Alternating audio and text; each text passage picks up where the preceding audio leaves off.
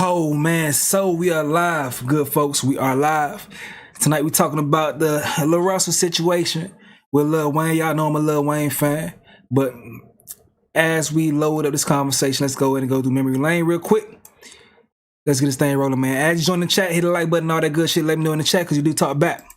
Yeah, Empire, Lil Wayne, Question, Cash Money, 3, Dope Supply.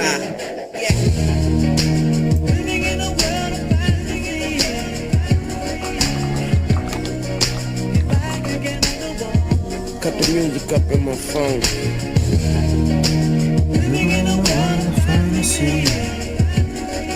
Perfect. The Empire.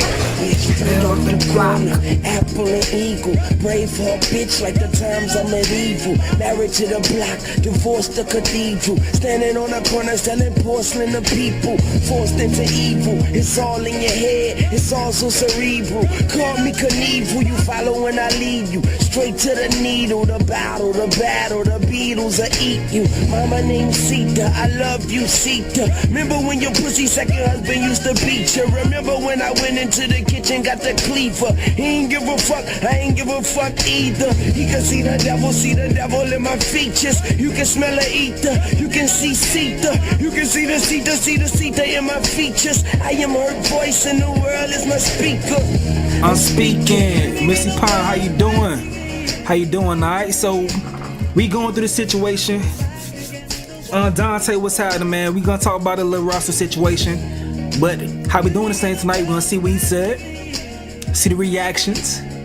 Then we gonna do our own walk through memory lane because the beauty of mixtapes, we can listen to these shits. So one more song before we get this thing going, because the conversation is about Lil Wayne not having any substance. Now, if you're a Wayne fan like me, you probably came up in the age I came up in. The mixtapes, he had a lot of substance in, but one thing about Wayne, he put out so much music, and when you put out so much music, sometimes you try to gatekeep the things you talk, the special songs, and I think the flood probably hurt the perception of him. But nevertheless, if you know Wayne, you know the bangers that he got in his damn catalog, especially what was supposed to be on the Carter 3 before it kept getting leaked, like shit like this right here. Hit the like button as you join him. That's right. Carter 3, come up. Yeah. Walk with me, come go with me. Yeah, it's Lil Weezy, baby. And I'm just lighting up my. Yeah. 1-7. Cash money, young money. Born in New Orleans, raised in New Orleans. I will forever remain faithful, New Orleans. I thank you, New Orleans.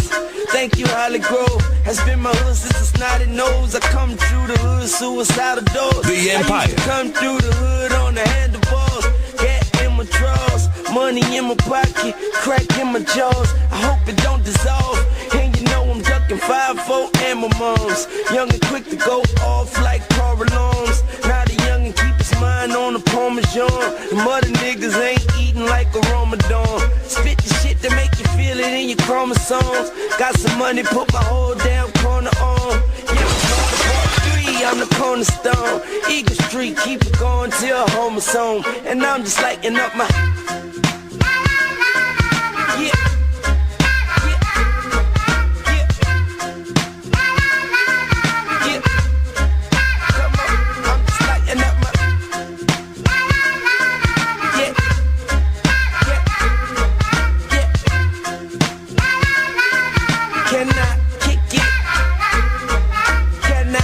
My story to y'all, my glory in God, my faith in my flow. I pray that I go where no other rapper has. And when you're rapping as vivid as I, your limit is the sky. So I study B.I., bang Tupac, I hum Aaliyah, and Soulja Slim was a leader. Who am I not to follow greatness? I give these MCs hell like they all atheists. Tell them hating niggas won like they in the Matrix. And tell the cops I could buy my own bracelets. I'ma keep the paper running like a pair of aces. Used to sport the Gucci bucks, nigga, no laces. Straight polo, 5 pocket like a gerbo. Mama got a tooth tied and rockin' dolo. I used to have the starter jacket with the logo, and it had me, myself, I had the N.O. That's the Saint Snicker. Alright, about to get this thing rolling. About to get this thing rolling tonight. Dante bit vibing with us, Missy bit vibing with us. As you join the chat, let me know you're in here.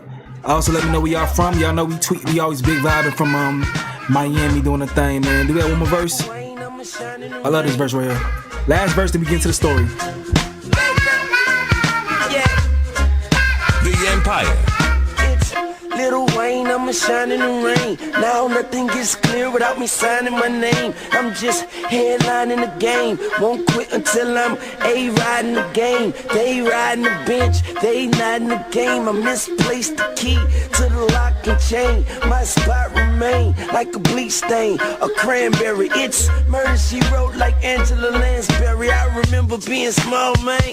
New toys when my mama win the car game. Got my gifts before Christmas, didn't have to wait for them. I had a 10-speed of scooter and a skateboard. Ha ha, and we moved to the suburbs. Me and little Toya Johnson was lovebirds. Oh man, and I swear I feel born again. I'm in the building like the audience, just lighting up my... There you go, man, there you go. Alright, I ain't gonna lie, bro. When the Carter 3 came out, and I thought this was on there, and I went to that shit, and I heard that David Banner track, I was so pissed off. I was so pissed off. I'm like, what the fuck? This ain't La La La. I was so pissed off, man. Like, this ain't fucking La La La, nigga. So it took me some time getting used to that. And then the verse, it's certain verses that he had on better beats that he put on new beats for the Carter 3. So I was like, damn, bro, what the fuck is this? I ain't gonna lie, bro. If I could take the leaks and make me a new Carter 3, I could make a better album. Although I did appreciate the moment for Carter 3. The leaks that came out, it was so much fire, dog. It was so much fire, man. So much fire. But let's get to the topic of the day. Belinda in here. How you doing? Jerome in here. How you doing? Jerome said you probably got Ego by Lil Wayne. You see how long he didn't mess with Jay-Z. Facts, though. Such a classic. Hell yeah, though. But let's get to the story of tonight, man. We ain't doing too much, but we're gonna comb through this story real finely, all right? So, LaRussell. Who is LaRussell? LaRussell is an artist known for his independent grind out of the Bay Area in California, all right? Now, I was recently following LaRussell because I seen that he was doing something that was super dope. He was doing his best to try to go ahead and sell, I believe, 100,000 copies of a CD independently. And he was trying to do it in 30 days, but he was only able to sell, I believe, something like 20,000 copies or whatever. And it was a real dope grind. It was a dope grind. But then once he went over a certain mark, after he sold whatever he did in 30 days, he was going to continue the grind to see how far he can go. But within the middle of that, I seen this video pop up, and then I also seen more conversations about him officially signing to Rockefeller. Not as a signing as far as his management deal. That wasn't the situation. He actually signed to their actual record label. I haven't seen many artists make that move. I was surprised that he made that move, but he has defended that in many situations. But that was a lot of people's introduction to him within this year, and that's relevant to this conversation. So let's go ahead and play Jay-Z talking to him right here. Again, I really salute you, like, cause before we get going, Miss Tracy, how you doing? All right, let's get rolling. Again, I really salute you, like, cause you for us represent that next wave of people who are gonna like show people the way, and that shit is important for us. Again, I really salute you. Like, so he posted this on his page. Once again, there's a lot of conversation. People was like, "Oh, he sold out."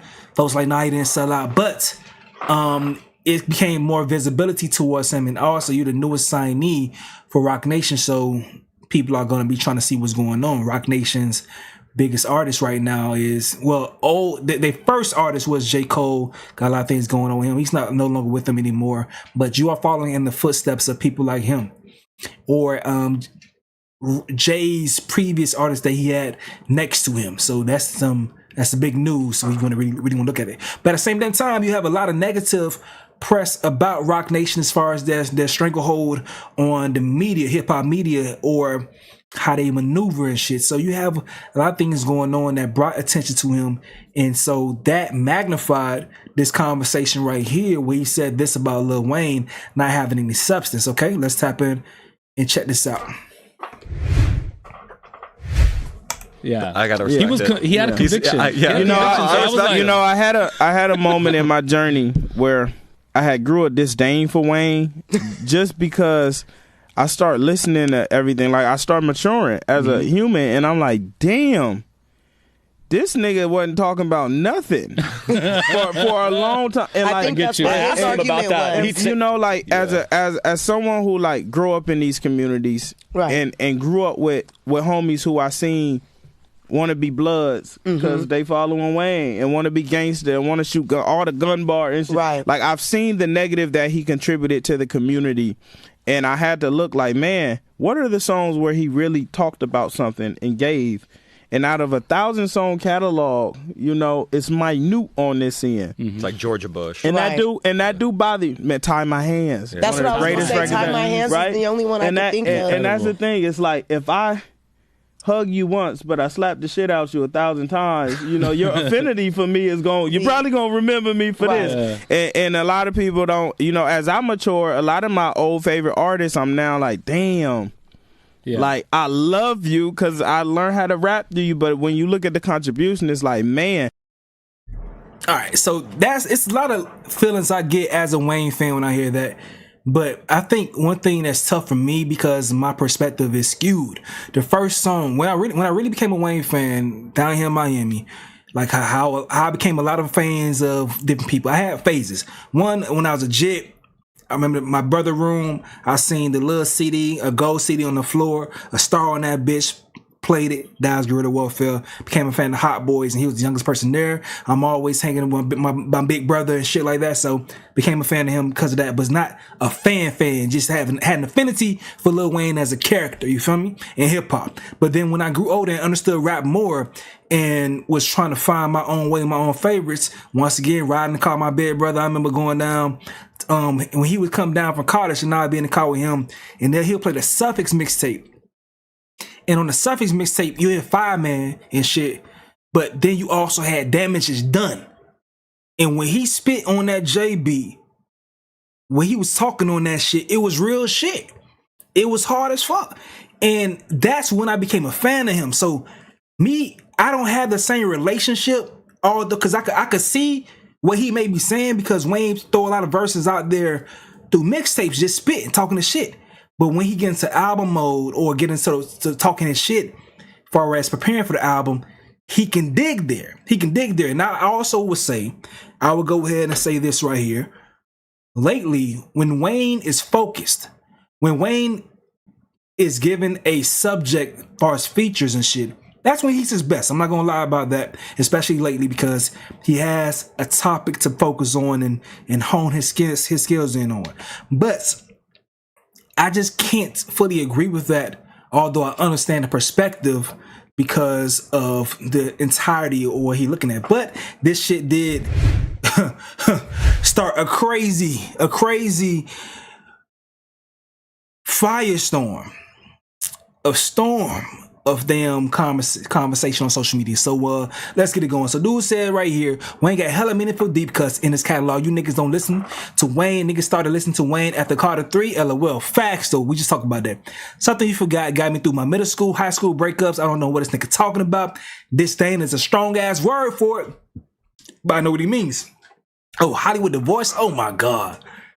Bruh, respectfully, you and that whole crew there has not really listened to Wayne. Y'all ain't grow up on Wayne for real. More casuals that take us horrendous. A real Lil Wayne fan would have said this because they know his catalog. Like that's how I feel about it, bro. That's how I feel about it. What y'all saying in the chat? What y'all saying about this shit? I feel like he's only talking about the songs that are considered bangers.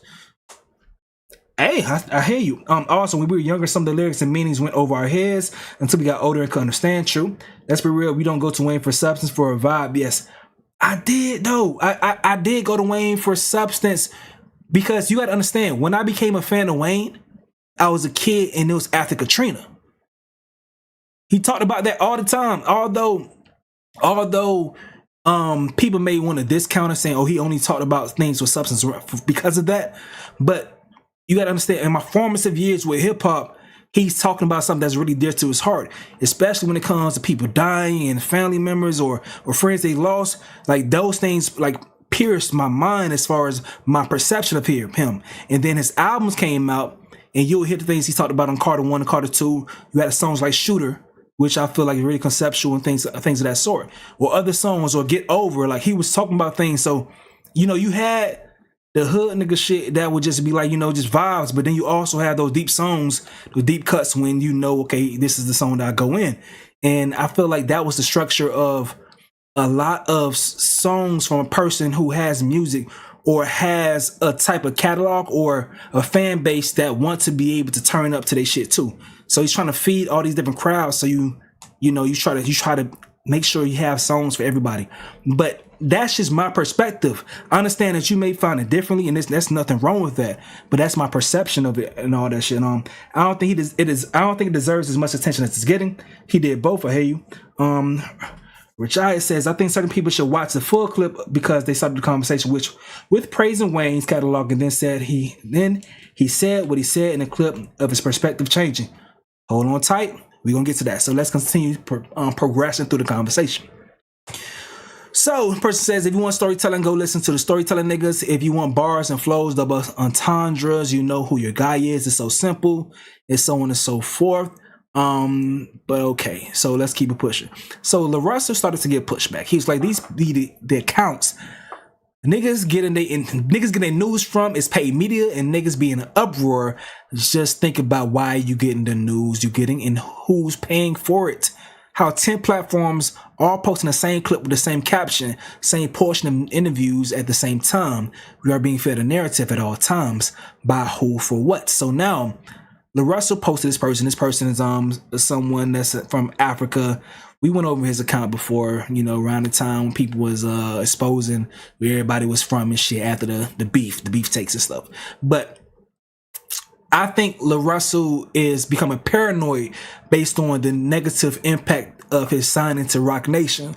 And he's thinking, okay, so some people are out to get me for sure because of that. I think he believes that, and that's justifiable because these people do play negative games on social media. So he then says comprehension is at an all-time low. Niggas ain't even watched the clip, just reacting. I am a fan of Wayne. I can rap this nigga verses bar for bar. I'm also a grown-ass man who can understand what's being said in the songs now in a way that I couldn't when I was 17. Y'all niggas losers for spreading propaganda. Niggas got whole smear campaigns against me now.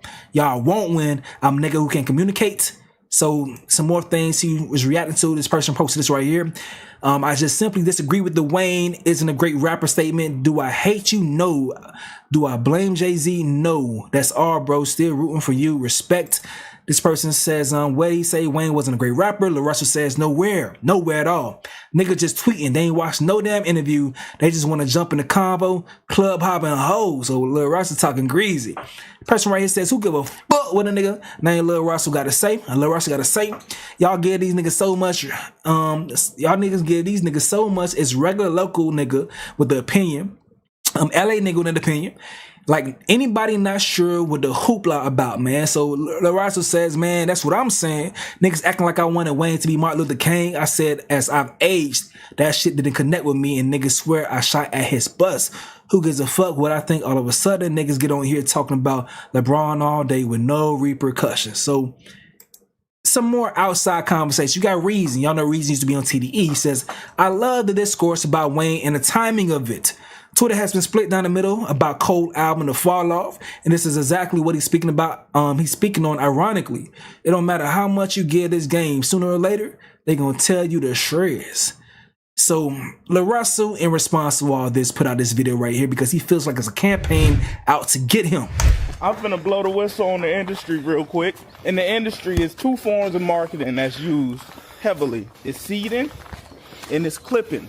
Whenever you see academics say cheese, rap. Hold on, first of all, nigga, you putting your cameraman through hell walking down that hill. You all hear that nigga breathing, bro? That nigga breathing heavy as fuck, bro. God damn. I'm finna blow the whistle on the industry real quick. In the industry, is two forms of marketing that's used heavily. It's seeding and it's clipping.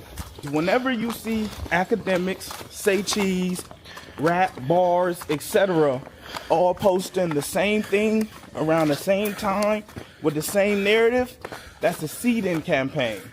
That means someone gave them a budget and some content and a narrative to spread to the world. These two things have been monumental and beneficial. All right, I'm sorry. He's saying something important, but this shit kind of feeling weird. I got my headphones. I seen this shit on my phone earlier. My headphone, this shit feel uncomfortable, dog. This shit feel uncomfortable. But let's continue. To artists like myself as well, because whenever I have a viral moment, I'm able to mass distribute the moment to the world. On the flip side of that, most of these places don't have no integrity. So as long as you got the budget, you could get them to post anything and use their platform. Yesterday, probably like 20, 30 platforms across Instagram and Twitter all posted the same clip of me at the same time with the same narrative. 30 niggas thinking the same thing, watching the same interview at the same time. None of them have ever posted anything from me. They ain't posted when I paid rent in my hood. They ain't posted when I bought out restaurants. They ain't posted when I helped these kids. They ain't posted nothing I've ever done. But randomly, they all watching this interview and decided we should post this. And the title says, LaRussell says this about Lil Wayne after signing to Jay-Z. What the fuck that got to do with anything? That's somebody with a budget in content and a narrative saying, hey, go run this. Niggas want to try to tarnish what a nigga built, but you can't. The problem is God chose me, nigga. Man can't stop what God put in motion. They doing everything they can because I did everything they can't, nigga. I broke the system. I made it from my fucking backyard. It ain't ironic that all of a sudden niggas talking about LaRussell everywhere at the same time with the same narrative. It'll never work, nigga. I'm from the fucking Bay. Nigga, I break the internet. The internet don't break me. In the words of the great Dwayne Carter, real niggas fuck with me and I don't give a fuck who don't. And niggas could spin it however, but you know, my message wasn't even out of malice. I love Wayne. I wouldn't be the rapper I am today without. He inspired me to do so much. He inspired me to have bars. But he also inspired me to smoke weed, sip lean, fuck bitches, shoot guns, all those things. And I turned out great. But that's the power of being influential, nigga. I love Wayne, nigga. Fuck y'all. I just want my fans to know, like, buckle up. You feel me? I'm finna take this shit on one. And clearly somebody got a problem with that. Somebody putting their money up to have a problem with that. Y'all know my problem with people, and this may be my thing with like everybody as a human. Y'all know when people like factor down to the least common denominator, I factor to the highest common denominator of a person. Like, especially when it comes to my relationship to them, as far as an artist and shit. I factor into the high point of your career. So the low point shit that you do, I like, that's human. That's human shit. But the high that you reached, I'm always make sure I highlight you for that, because that's amazing that you was able to do that shit. So once again, when it comes to conversation, bro, I'm not saying what he's saying is wrong from his perspective, because yes, Wayne does say a lot of bullshit sometimes. He does put out a lot of empty calorie bars, especially late in his career. I'm not going to say he doesn't. And he just be... Niggas say J. Cole rap to just rap. Wayne rap to just rap sometimes. A lot of times. And it's amazing. But at the same damn time, I do remember the reason why I fell in love with bruh music is because of the message initially when I became a fan of the homie. You feel me? But I can't discount other people's interactions for sure. But yeah. It says YouTubers and the whack ass opinions are ruining everything. It's not just YouTubers shit. He mad about social media, period. It's the same headline on stories though, so is he really wrong? Okay, so is he wrong? Let me tell y'all how shit go as a creator, especially when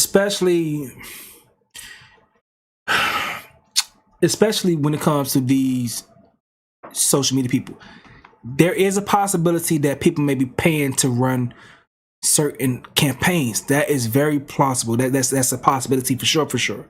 But there are people that see one account post something and then may grab the caption, throw that shit in chat GBT, ask it to change it a little bit, and then steal the video and post that shit on their page as well because they see a popping topic. Jay-Z is a popping topic right now. Drake is a popping topic right now. And Drake fans, Nicki Minaj fans, or anybody that's Wayne fans as well that's upset about the Super Bowl, they try to find different nuggets that they could latch onto and push the whatever narrative they can to throw shit and salt on Jay-Z's name as well. I'm not saying that I agree, disagree, anything. Y'all know I'm a Wayne fan, but I keep it real about my fandom. I'm a very honest fan. But at the same damn time, I know how stands move, and that could be a thing. Two things can be true. There can be a campaign. Why would it be a campaign against Lil Russell? I don't know. But it can be a campaign against Jay-Z. It can be a campaign against Jay-Z. All right? So, someone could be campaigning against Jay-Z and trying to shit on his new signee that has some bread and trying to motivate people to run negative ads about bruh. That can very well be true. I'm not discounting that at all. So that may be a thing. But also, you also have blogs that are stragglers and trying to find the newest story, and they have the notification bells turned on for certain accounts, and they see a certain account post some shit before them. They're going to take that shit and repurpose it for their own content and throw it back up. So that creates the bigger storm, the bigger forest fire of content that comes from it. You feel me? That happens a lot. Now, Say Cheese says this. I don't think Say Cheese operates very independently, so I don't think Say Cheese is in with that. But he says, nigga, nobody paid us a dime. Stop crying because social media is cooking you and take it like a champ. Nobody's out to get you, LOL. Once again, if we want to take what he's saying at face value, maybe no one's out to get him, but they may be out to get Jay-Z. They may be out to get Jay-Z. That's how this shit be working now, bro. That's how this shit be working now. All right, so let's continue pushing this thing, man. So he says, full context, case closed, wrap it up. The media will have you making an enemy out of the hero. Weezy, I love you. Good day, losers. He just posted a 1 minute clip, but this person right here posted an 8-minute clip of that context, the full context of the conversation. And LaRussell reposted it, so this must have the full context. Let's go ahead and dive in. What was like the initial introduction to music? Like, I'm gonna do this, I wanna make music. Like, when did it click for you way before all of that? One of my earliest memories is my sister. My sister used to like write raps, and we had this boombox, and she would like, my dad always burned CDs, so we'd be listening like Knock If You Buck, and we used to just write raps. She'd be like, write a rap with me. Right. We'd rap it to my mom and my cousin in the kitchen. And I think, from that I just got an affinity for writing. And I used to just always keep a notebook. I would always be writing. I'd be in class writing. Right. Like I couldn't escape it. I just really enjoyed to write at that time. And then I found Lil Wayne. One of the homies put me on Wayne, and it was like bars. I used to have a notebook, just bars. Right. I never knew how to write songs then. I just knew how to write punchline. Mm-hmm. Yep. And I just really grew like a love for writing. When I finally was able to write songs about my life, it opened my entire world up, because I was like, oh, I've been using it wrong. Right. I was just writing punchline. I didn't know that I could like express myself and share what I'm feeling. That changed everything for me. What was your introduction to Wayne? Man, that's tough. Mine was Back That Ass Up. 9-9. Oh yeah, of course. But that's the, so there's two introductions to Wayne. Yeah. There's an introduction to Wayne that's through culture and your parents that you have no merit in. Right. And then there's an introduction when you get to like dive. And mine's, I think it was like The Drought 2. Okay, here's what's later. But remember, I just told y'all that my introduction was same shit. I seen Guerrilla Warfare on the floor in my brother's room. I picked it up, put in a CD player. I sat on the floor, listened to Guerrilla Warfare. On Tuesday and Thursday, man, I be caught in the streets. Them people be acting the ass, get caught in the suite, some shit like that, So you nigga better run from that cops. Like that shit was fire to me. I'm like, this shit's amazing. But that was my first introduction to Wayne. Fast forward. When I have autonomy as a music listener, I fall in love with Wayne. Listen to it for my brother's shit. I'm able to go and make my own CDs and shit and live with albums. But my interest was the suffix. His was that right there. My interest was the suffix, and I heard the it wasn't dedication. The dedication 1 is the Young Money mixtape repurposed. That became dedication 1 with new freestyles that Drama took. But y'all, I don't know if people in the South, y'all remember the Young Money mixtape. That shit was just going around in the South. It wasn't an official mixtape, but then DJ Drama came in and took some of the beats and some of the verses and put them over some new hooks and new beats and shit, and made dedication 1. You feel me? Like that the phase I was in. Then Carter 2 came out, Carter 1 came out. That's when I was like, at that point in time, I'm always being on rapping. Now we don't give a fuck. My nigga, we young and busy. We gonna fuck a nigga shit up and niggas are fucking with us. If I pop, I make them lift up, hit them up and be out and cash motherfucking money, baby. Like I remember all that shit, boy. I remember specifically, and what was the damn song? It was something on the drop too. My partner had an iPod. He was like one of the first people I knew with a laptop and an iPod, and he just was like, listen to this. And that was like my reintroduction to like, man, dedication mixtapes, the droughts. Like I just got immersed. No ceilings. Man, this was pre-no. And the squad mixtape, was that shit. My big cousin used to have all the squad mixtapes. Ceilings. Yeah. I mean, the Carter 1 and Carter 2 were amazing. Yep. Oh yeah. Yeah. I think that was like my Like Father, Like reintroduction. Son, the Birdman album is kind of amazing. Too, I'm glad actually. we're like positively talking about Lil Wayne because our last guest shat on Lil Wayne so hard. Man, I take Wayne slander personal. Like I love Wayne so much, but I understand how someone could be like, man, this isn't the Wayne that like I remember. You Right. know? No, but he was saying, let me tell you what happened. He was saying that he hated him whole career. I couldn't believe it. Yeah. You know what? I I had was to so ask confused. him. But I said, was it old Wayne or new Wayne? He like all of Wayne. Hilarious. Fuck Wayne. yeah, There's a lot of things he said. he said a lot. We won't. He said a lot. We won't repeat Who it. was it? Our Our ex-nephew. ex-nephew. Hey, I don't even he know. has his own truth. Yeah, I gotta respect it. He had a He's- conviction. yeah. He had a You know, conviction. So I was like, I had a moment in my journey where I had grew a disdain for Wayne just because I started listening to everything. Like I started maturing as a human, and I'm like, damn, this nigga wasn't talking about nothing for a long time. And I like, think get that's you. what I his asked him argument about that. was. you know, like as someone who like grew up in these communities, Right. and grew up with homies who I seen want to be bloods because they following Wayne and want to be gangster and want to shoot all the gun bar and shit. Right. Like I've seen the negative that he contributed to the community, and I had to look like, man, what are the songs where he really talked about something and gave? And out of 1,000-song catalog, you know, it's minute on this end. It's like Georgia Bush. And Right. that do bother you. Man, Tie My Hands. That's One what of the I was greatest gonna say. records Tie ever. My Hands is the only one I could think of. And that's the thing. It's like if I hug you once, but I slap the shit out you 1,000 times, you know, your affinity for me is going. You're probably gonna remember me for Right. this. And a lot of people don't. You know, as I mature, a lot of my old favorite artists, I'm now like, damn. yeah. Like I love you because I learned how to rap to you, but when you look at the contribution, it's like, man. But he was also a kid. Yeah, Wayne this was is a true. kid. yeah. He was like 14, 15 when he came Man, out. a kid.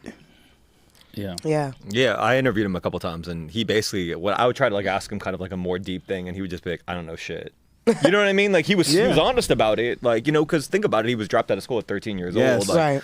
You know, you're just like, And he was adopted by gangsters, Yeah. indoctrinated to a whole Adopted system. by the who- projects, yeah. It was like he gave everything he could, and I love Wayne. He gave everything he could, Yeah. and he contributed so much to the culture. You feel me? Yeah, Facts. for sure. But elaborate more on like Good Company. Just like when did you decide like, okay, this is gonna be my brand? I'm gonna. Is that it? Let me see. Like, man, what is this next era? People in different. I think at the time, I think also, do you guys believe in Arrested Development? Arrested Development. I think Lil Wayne may suffer from arrested development due to his stardom coming at a young age. So he's not incentivized to really grow beyond that point, in my opinion. You know, I think Kanye suffers from arrested development as well, even though he was a little older when he got on. I think Kodak Black suffers from arrested development. A lot of child stars suffer from arrested development too. So at their age, they may have seen beyond their age. Some people may have seen beyond their age, but at some point, you know, they don't really, they just have no purpose of gaining more knowledge. You feel me? In my opinion. But yes, a lot of times Lil Wayne's, his perspective, his purview, I don't agree with a lot of that shit. I don't agree with a lot of his purview, and it has turned me off as well. So I understand what he's coming from, but then you still appreciate him when you really look at the big picture from his whole life and everything in totality, seeing where he got to, how he got to where he got to and everything, you feel me? But people was talking shit about Lar Russell. He was trying to drop freestyles, posting things like people saying like, bruh, you can't even rap nowhere near Wayne's ability. So how the fuck could you even say that? Yes, never got a chance to grow the regular way. Stuck in time, yep. That's what it is. Arrest development. So y'all agree with me. Lil Wayne ain't the same way from back in the day. I agree. Well, you agree with me. That's why I think what's going on that's why I think what happened with Lil Wayne is like he came up a rock star, and I also agree when I was at FAMU in my sociology, I think out of sociology or psychology class, when I learned about reinforcement, negative reinforcement or positive reinforcement, or when people get positive reinforcement for negative actions, they're gonna continue doing that shit because you benefited from it. So if Lil Wayne making back that ass up and these things of that sort, and you younger, you're impressionable, you seeing positive results of those things, you're gonna keep doing it. Cause why not? Unless something comes and interrupt your perspective, say, yo, you need to change your outlook. So I think once again, him personally or artists like him, they're like, all right, I'm going to go ahead and dive into my lyricism, but at the bare minimum, shit, the nigga ain't never had to live life and go through shit. From a teenager, adolescent, he been rich. 14 years old, 15 years old, pulling up to schools in a Jaguar and shit. Nigga ain't have to go through shit. So that makes sense. It makes sense to me. But LaRussell defending himself, people posting things like this because people like, bro, you can't talk shit about Wayne, say nothing about Wayne when it was really against what he was saying. So they're posting shit like this. Listen to this real quick. Nigga popping, the new nigga viral, a new nigga flopping, the old nigga cancel, the new nigga drop. We gotta do diligence for new niggas watching. Is this hip hop or shade room gossip? You think Pac gave a fuck about gossip? Right. Y'all niggas OD. I wish we could take this shit back to 03. Right. When niggas got rich and died trying. Now niggas go broke and die lying. Right. When niggas mean well, all they actions match. My life is a movie, it's action packed. I'm back to back in black on black Suburbans. I'm not a doctor, I rap like a turban. I make poppin', they label it as urban. What's urban? Black. Where all my niggas at? Sitting in the back, still. You know what they did to Emmett Till? The movie is fiction, the story is real. And they wonder why these kids on pills. Stuck up in they field. Stuck up in them deals. A new nigga poppin', a new nigga viral, a new nigga floppin', a old nigga cancel, old nigga raping, old nigga trying to hide the evidence and taping. How innocent. Oh shit. All right. Oh shit. Okay. So that he talking about Diddy. He's talking about. All right. Let's tap in with I want to see what Wayne got to say about this shit. We ain't done though. We ain't nowhere near done. We gonna comb through some things, including what Wayne had to say about himself. But let's see what Wayne had to say real quick. I like Wayne content because Wayne was an A&R. He was an A&R in the music industry, so he was a part of sculpting albums. So I like his perspective on these type of things. A bit of ranting and rambling, and the reason why I'm gonna be doing ranting and rambling is this: I hated the Carter 6 like everybody else, but nobody's not gonna sit here and down Lil Wayne and talk upon Lil Wayne as if what he did or his contribution to hip hop doesn't matter, or if it's minuscule just because of revisionist times or acting like history don't matter. Before we get started though, hit them subs, them likes, and run up that hype. If you Shout out to Jay Nolan, man. Cool ass dude. Bro, I think he covered my own video. Bro, one thing I can't do, I do not like watching reactions of me. I appreciate them, but I can't do it, bro. I just can't do it. I can't, like, I just let it. I feel like once I put some shit out,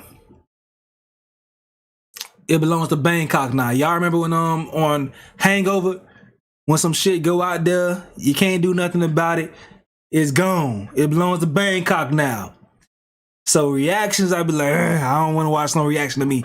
So people gotta tell me what was said or whatever, but I appreciate that shit though, man. I appreciate it. The most reactions I see to me is my comment section. Really, to keep it G with y'all. You want to help me build out this channel, the hype button literally pushes this video into the algorithm so more people can see it. And Lar Russell. Lar Russell, while he's been an independent artist, an independent act, a polarizing figure in that regard, because Lar Russell speaks on any and everything regarding the business of independence versus signing with the majors. He's been pro-independent, and I think that that's very dope. The thing about all of this independent conversation that goes all around is that Lar Russell does give a lot of insight into how he's made it happen or how he's made it work, but a lot of people don't understand that, so they think that, oh man, I'm keeping everything I got. 100% of zero is still zero. Listen up. We gonna keep this straight to the point. Freecash.com is doing this. Hey, I ain't gonna lie. Y'all can get mad. Y'all can be mad at me, bro. I gotta get my money, man. Free cash been blowing me up, bro. They been blowing me up. I said, all right, bro. Damn, bro. Last Friday, I said, all right, I'll fuck with y'all, dog. So I'm gonna be doing free cash shit too. It's funny because I see free cash on Wayne on shit and Morgan on his shit too. So I know how these motherfuckers be moving and the content creators they be rocking with. But yeah. I got just like if y'all want to support, just click the shit. Download the app or whoever you fuck with and just keep it pushing, man. Y'all ain't gotta work on the things. Just download the app and that's gonna get people paid, and y'all delete the app after that point. Y'all gotta keep doing the things. That's how y'all support the creators that have these like free cash shit. But I understand, like, you know, the hindrance from wanting to go ahead and do that shit. But it's not a scam though. That's why I like, man. I egged them. I egged free cash probably like 2 months ago. By then I'm seem like, damn, everybody doing this shit. Am I the only stupid nigga not doing that shit? But when I researched that shit and looked at it for real, I'm like, okay, it ain't no fucking scam. But all right. So probably like in a couple days I'll probably start running free cash apps. But hey, niggas, we just getting money out here, bro. But being transparent, I'll be more transparent in my live stream. So if you watch the real videos, then you know what's going on. Peace.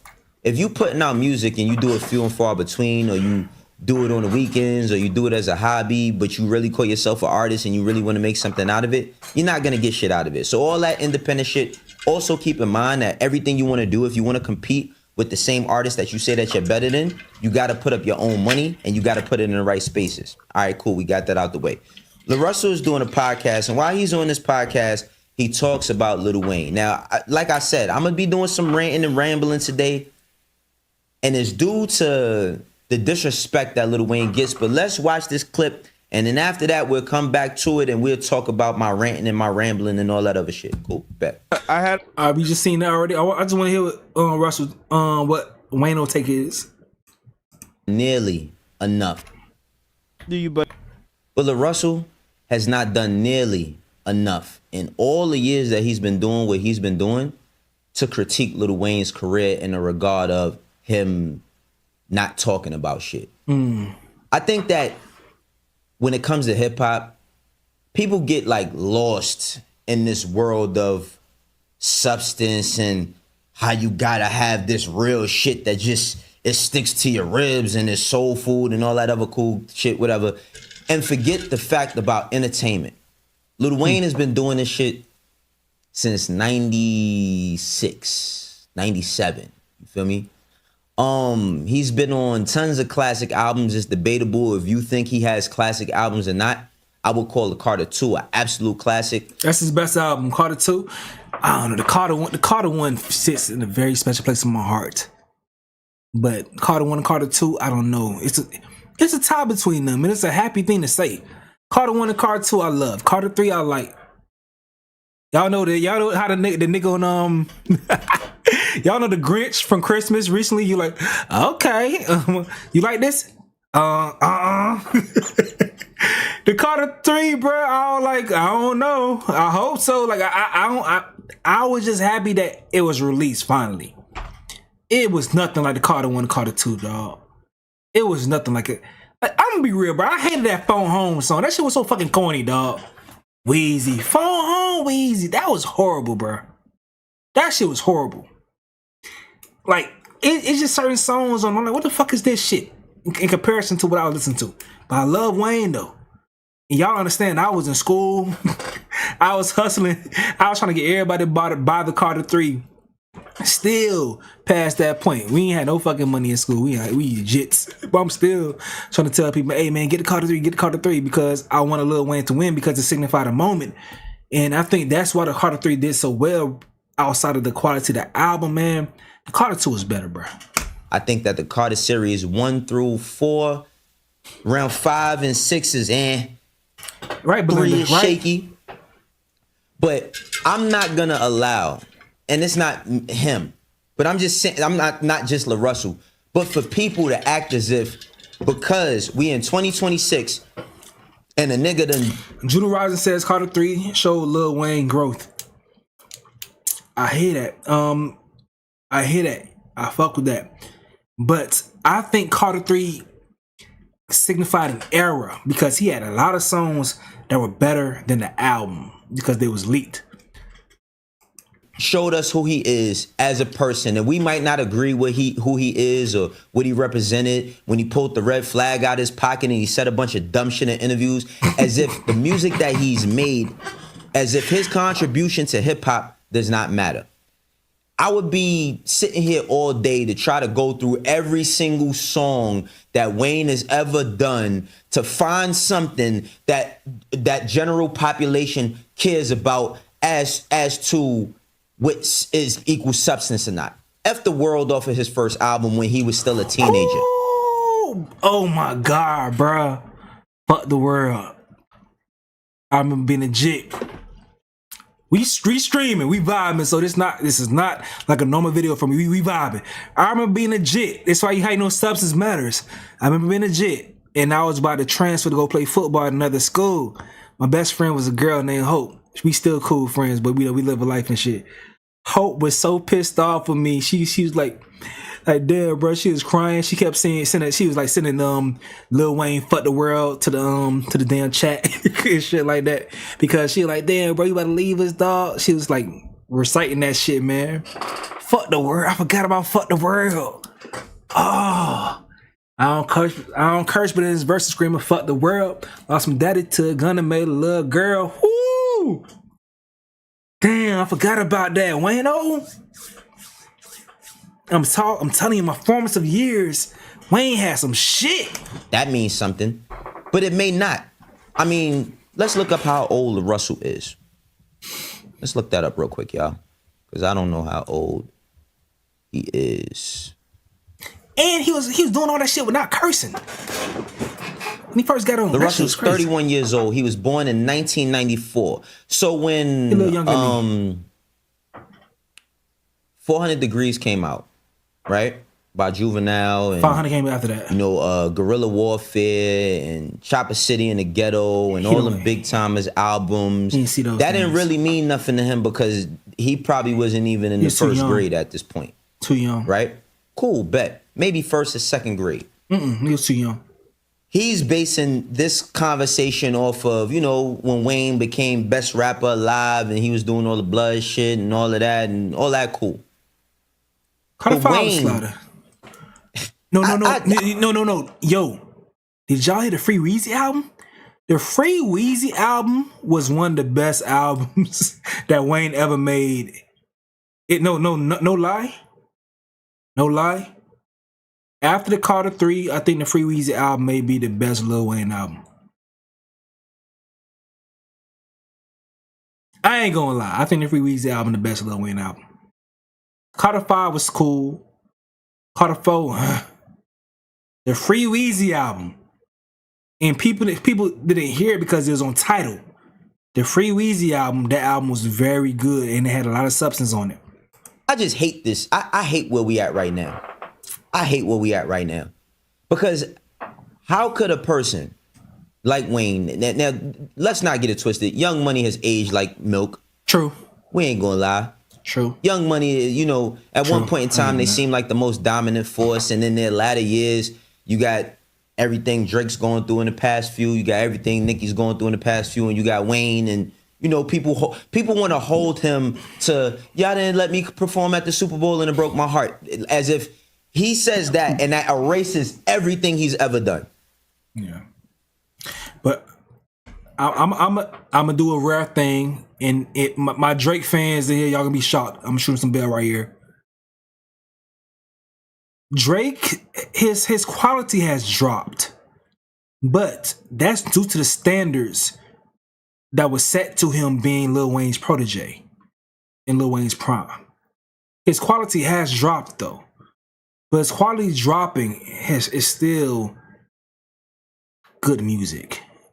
I don't personally, I don't want to vibe to his shit because I feel like a lot of his shit is childish. His lyrics are childish, subject matter childish, but it's still good music. So I don't want to disrespect, you know, the ear that he has for good music. It's good music, but I personally don't gain nothing from it. Cause I can hear the same. I can go to older Drake albums and get better versions of the shit he putting out today. You feel what I'm saying? That's how I feel about Drake. I don't think he trash now, and I think Nicki last album, in my opinion, was hard. In my opinion, it was hard. Lil Wayne, not so much. My thing is this: there's tons of songs that ain't about shit. That is just good music. That's just fun music. Music is not all meant to be this thing where you just, I gotta turn it on and all the time I gotta be on some serious note about life and the struggles and all that other shit. Like, come on, yo. Come on. Now, I seen people talking about, you know, LaRussell in the regard of how he just got signed to Rock Nation and he's a Rock Nation puppet and all this other shit because he's standing on some Rock Nation. I don't even think it's that. Because with all that being said and all the stuff that Wayne has done in regards to the Super Bowl or whatever the case may be, Jay-Z was also a part that was very instrumental in his career as far as his inspiration. Facts. As far as how he rapped, as far as how he approached how he was rapping, as far as how he wanted to be competitive and be the best. He was inspired by Jay. So regardless to how their relationship might not be the best, or it might be, who knows? Because we actually don't know. I'm pretty sure Jay has respect for Wayne in the regard of him being an artist. Facts. Now, yeah, has Wayne rapped about eating box more times than we'd like to hear? Absolutely. Has he become redundant at some point in time where it seems as if he's in some damn time loop and he can't break out of that time loop to make other types of music? Yeah, we could argue that as well. But to act as if when we see Lil Wayne's name that we're not excited, that's bugged out. Because even if you know that he's not gonna have like some sort of level of subject matter down to the T of what's currently going on in the political climate or what's going on in, you know, an economical climate or financial climate, because the only thing financial he gonna talk about is the money he got. And if he doesn't speak for certain said people, then we have to go back and go through everybody's music and do that shit. Because it ain't just Wayne. It's tons of niggas. And I didn't come up here today to kick people's back in about what they rap about or they don't. But I just hate the fact that Wayne has been who he's been in hip hop. At one point in time, he was not even considered in the top 100 of rappers ever to be in debatable, depending on who you asking, as the top one for some, the best ever, or even in the top 20. And I think that each and every person who you think has made music in the regard of substance and having something to say respects Wayne's career. Facts, especially. Let's go through I got a little I wrote some shit real quick because I want to talk about this. Especially the people that's the big three. The big three all love Lil Wayne. The big three today. And they all have different ways they go about lyricism. Kendrick, y'all know when Lil Wayne was saying that he want to retire. Do we need to put that shit up? That nigga was rapping where you at lyrics. Yeah. I know a lot of people don't even know about where you at. Like, Lil Wayne was going crazy. Kendrick. Like, niggas don't know about where you at. Do I gotta put that shit up on YouTube? But Kendrick was rapping where you at lyrics when Lil Wayne said that he wanted to retire. He was like, no! No! No! What that shit at, man? If you want it, when your show can get it, you ain't heard it. It's not where you at right here. Young Wayne, pain, it's a shame, and you say he's a pain, he is crazy, deranged, put the face on the same, feel like Alright, we gotta be careful. down, up like a villain, put that thing on you. Now it be me, and I be Wayne. A swift neck like a chain to your brain, From a kid, I'm just a scrub, I can't scuff, I'm too nice to fight, I'm a little too in the wind, so I'm Out that night. Hey, man. respect, nigga. I'm playing with her run. Break your neck, nigga. Yeah, playing with her one. Hey, man, come on. Come on. The wet nigga. We in the motherfucking studio. We in the motherfucking nigga. Hold on. Break your neck, nigga. You playing with the wrong one. I use kids, the wet nigga. Public service announcement, nigga. We in the motherfucking studio. 5:30 in the motherfucking morning. 5:32 to be exact. Squad up, niggas talking about squad up. Nigga, that's cliche. We going all the way back, nigga. When he was motherfucking 16, 15 years old, nigga. On some hot boy shit, nigga. Day one. Nigga, we in the motherfucking studio. Matt. And speaking of, Kendrick older than me. Significantly older.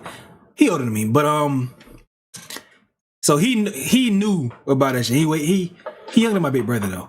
But that Respect My Mind, that was on Guerrilla Warfare, right? Wayne fans, Hot Boy fans. Respect My Mind was on Guerrilla Warfare, I think. Like I'm telling you, when I heard that CD, I'm like, damn, that shit hard. Bitch got the juice, nigga. We off the juice right now, nigga. Live and direct, nigga, vibing like a motherfucker, nigga. Nigga talking about retiring and shit, nigga. Fuck that, nigga. Retire, quit, and rap, whatever you want to call it, nigga. Fuck that, nigga. Don't bother me no more. Ice like stone lights, look like I'm moving slow-mo. Probably look nice on low pro Yokohamas with 20-inch chrome poking on them. Pussy to the dome, fuck the ganja rip bone in the shower and low Pocahontas. Give a lone stroke po for hours. Low in vagina, ho I'm a holler. So cope in the 90s, I'm honest, man. Nothing big, maybe ounces scam. So I know how to bust them in some times it's scam. But I know how to bust them in some blocks of jam. But I know how to bust them in some blocks of jam. Or and I put that boy's son, yeah! Nigga, I'm in the motherfucking studio, nigga, doing motherfucking features, nigga. You know, nigga, I seen you, nigga, 2007, nigga, 2008. Nigga, I seen you knock out motherfucking 10 motherfucking features in a row, nigga, back to back, nigga. I'm in this motherfucker right now, nigga. Nigga. Motherfucker. Yeah, motherfucking. Fuck you talking about, boy? Nigga. This motherfucker, man. No, nigga. No. No. No. No. That funny as fuck. No. Nigga. No. Hey, man. Hey, dog. I don't get how people. I don't get. Maybe I'm just in the perfect position as a fan. I don't get how people hate all the big three or one that's, I fuck with all of them, dog. Drake to a lesser extent in comparison to other two, but I fuck with all the big three. But just to break down how they approach lyricism, excuse me, I think they all are disciples of Wayne and Kanye. I think all of them are disciples of Wayne and Kanye mixed with their region. You feel me? Kendrick Lamar. I think he definitely is influenced by Lil Wayne. The nigga, his first 2 damn mixtapes, the nigga was trying to be Wayne. He was rapping all over Wayne beats. So of course he influenced by Wayne. And he turned out to be a rapper that people, if anyone has substance, he got substance and creativity. So is the influence negative or not? Because he was going so hard as the point as far as making his whole moniker after nigga rapping like the nigga. You know? I do hate that the new age rappers pick the worst versions of Wayne to emulate. That's another conversations. But these niggas, the big three, they pick the best versions. So you had what Kendrick was doing. But then you got Drake. You know, Drake, if I go to Drake Instagram right now, let me see. If I put up Drake Instagram right now, I know he's indebted to that nigga. But at the same damn time, if I pull up Drake Instagram right now, who is on that nigga shit? Weezy Wee. And then we also had the phase like J. Cole. I can't find this shit right now. If I wanted to, I would. I'd take too much time. But J. Cole himself also has gone through the deep dive talking about Lil Wayne. But just the difference in as far as how they rap. Kendrick Lamar is much more punchlines. Kendrick Lamar focuses less on punchlines and he values substance. Kendrick Lamar is much more like Tupac, where I think the main difference between Kendrick and J. Cole, like J. Cole, I feel like his lyrics, he uses lyrics to tell a story, and always uses bars that he leans on the bars, but Kendrick focuses on theater. I think Kendrick is more theatrical in the way that he tells stories with his lyrics and shit, and it delivers an amazing listening experience. But yeah, I think that's the main difference. And then Drake is like, he not really care. He don't really care about substance or things outside of his personal vibes. Those other guys, they care about their communities and things of that sort. But Drake, I don't think Drake has ever had any song about any substance outside of himself as a person. That's kind of wild. I ain't gonna lie. They gonna give a fuck about himself. And you think people gonna just relate just to that? That's wild.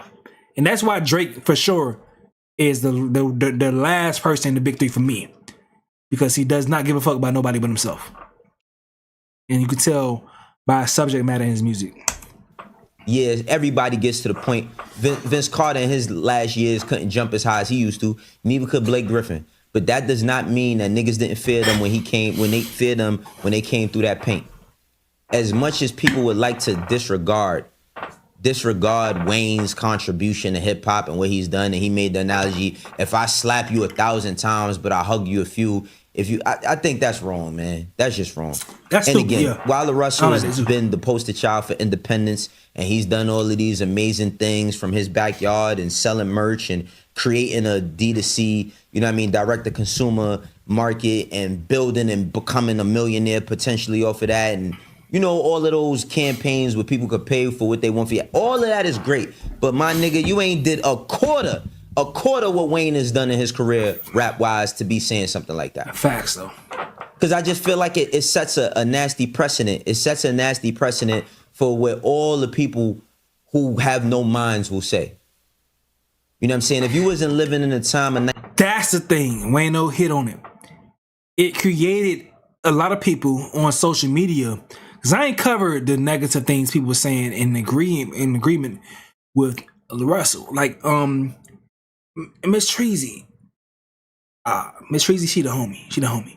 But She get her shit off. She get her shit off. It just reminds people that don't fuck with Wayne for certain things to say, okay, shit. Hell yeah, I've been waiting to say this shit about Wayne. So even if you don't feel this type of way, you are going to ignite people to go ahead and get their shit off about Wayne. And they may have valid reasons like Miss Treasy has about Lil Wayne. She has her reasons. And she has the opportunity to say that shit is nothing negative about how she feel about it.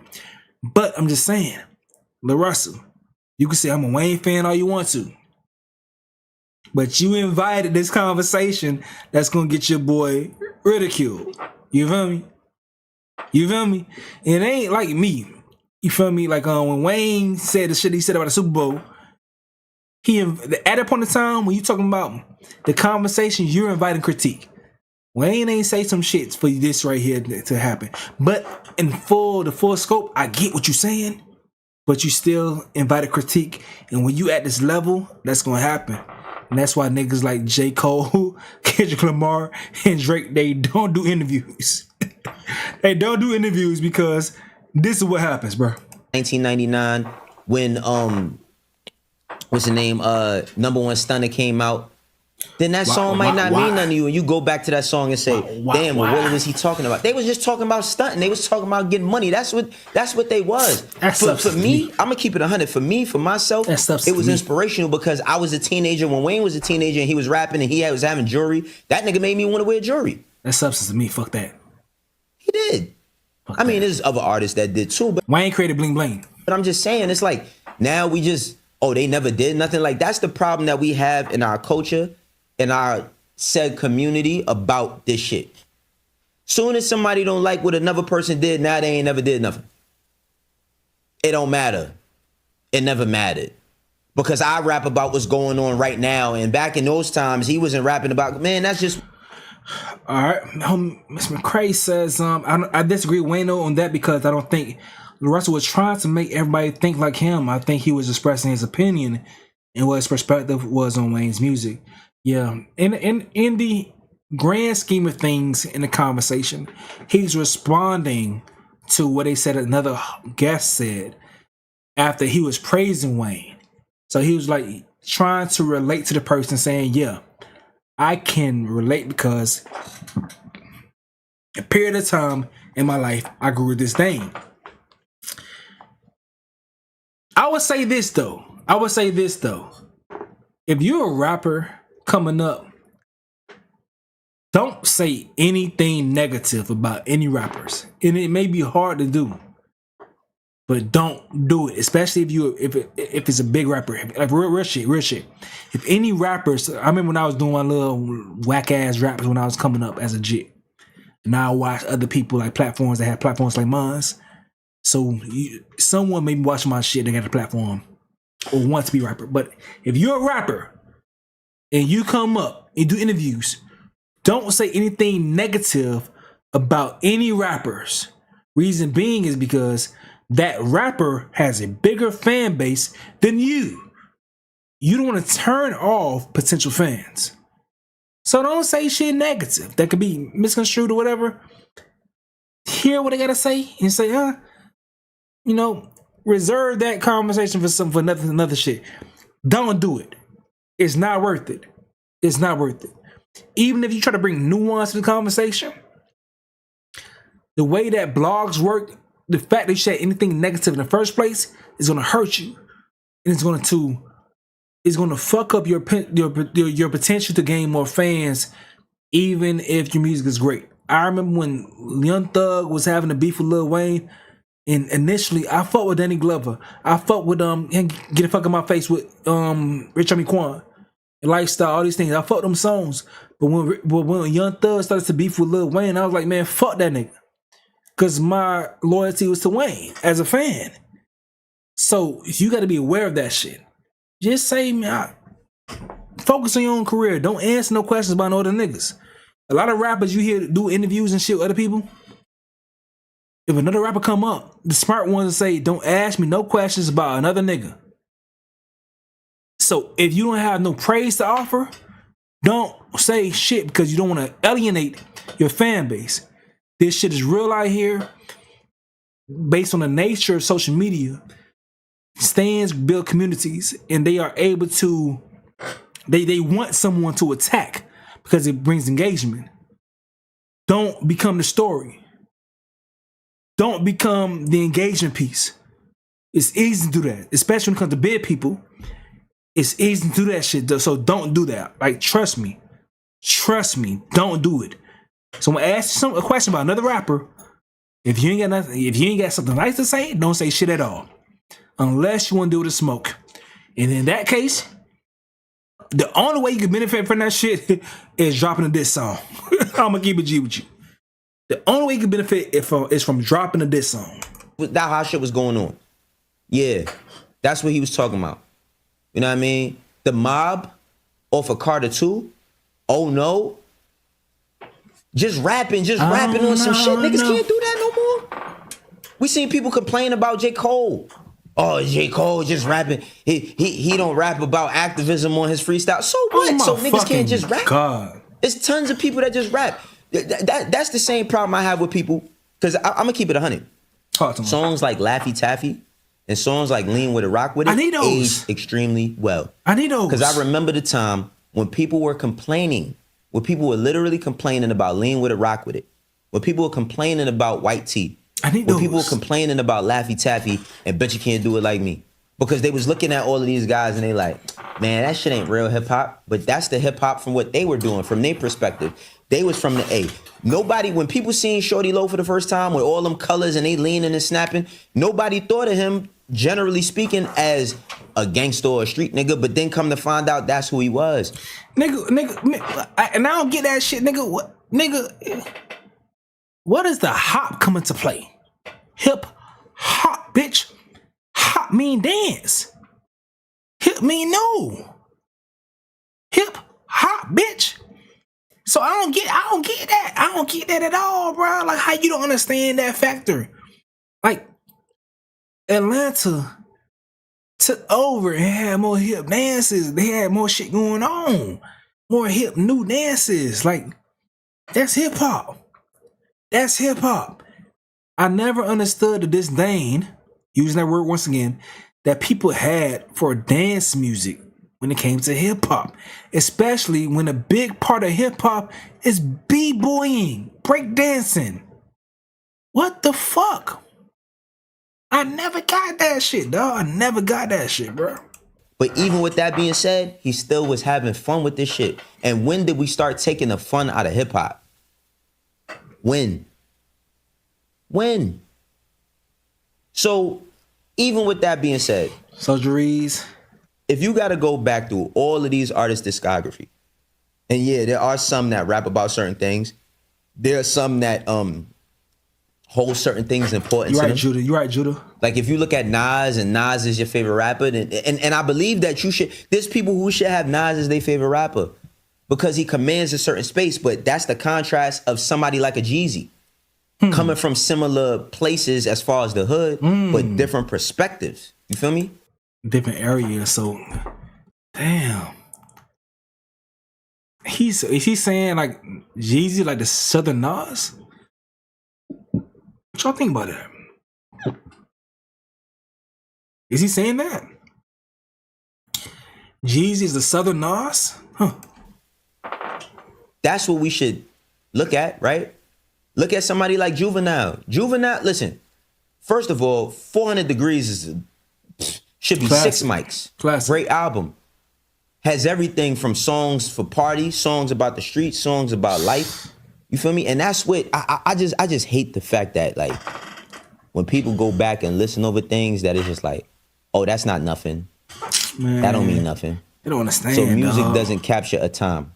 Everything got to be the most serious song. Everything got to be about the most substance you could possibly make out of a record. I just don't agree with that. And I seen a nigga posted a Ludacris song the other day and said, "Oh, this shit aged horribly." No, the fuck it didn't. Everyone in the comment section tore their ass up, by the way, but no, it didn't. Ludacris was amazing. He's still amazing, bro. again, while LaRussell has done a lot for his name, to build his name, You know what I mean? Now he's done. Everybody talking about his deal. Nobody knows the terms of his deal, what his splits is, what he's getting out of Roc Nation or not. But you know, people are being very critical of that. But I'm just saying, man, like that has nothing to do with what he's done. You could argue Soulja Boy. Niggas could say Soulja Boy ain't dead. What the Soulja Boy rap about? Soulja Boy wasn't the type of artist to make substance records, but I'd be damned if that nigga ain't make a ton of hits that we still love to this day. After people said he was a gimmick, after people said he'd be done, after people said that this is not gonna last. If hip hop was a pyramid, everybody has a right to push in a brick. And it keeps going and it keeps building and it keeps going and keeps building. And it evolves in certain ways and people don't like the evolution, right? But it still keeps us in a conversation about certain things. But it keeps growing, it keeps building. And while you do have people like a Playboy Cardi, you have a Baby Keem, you know what I'm saying, in contrast.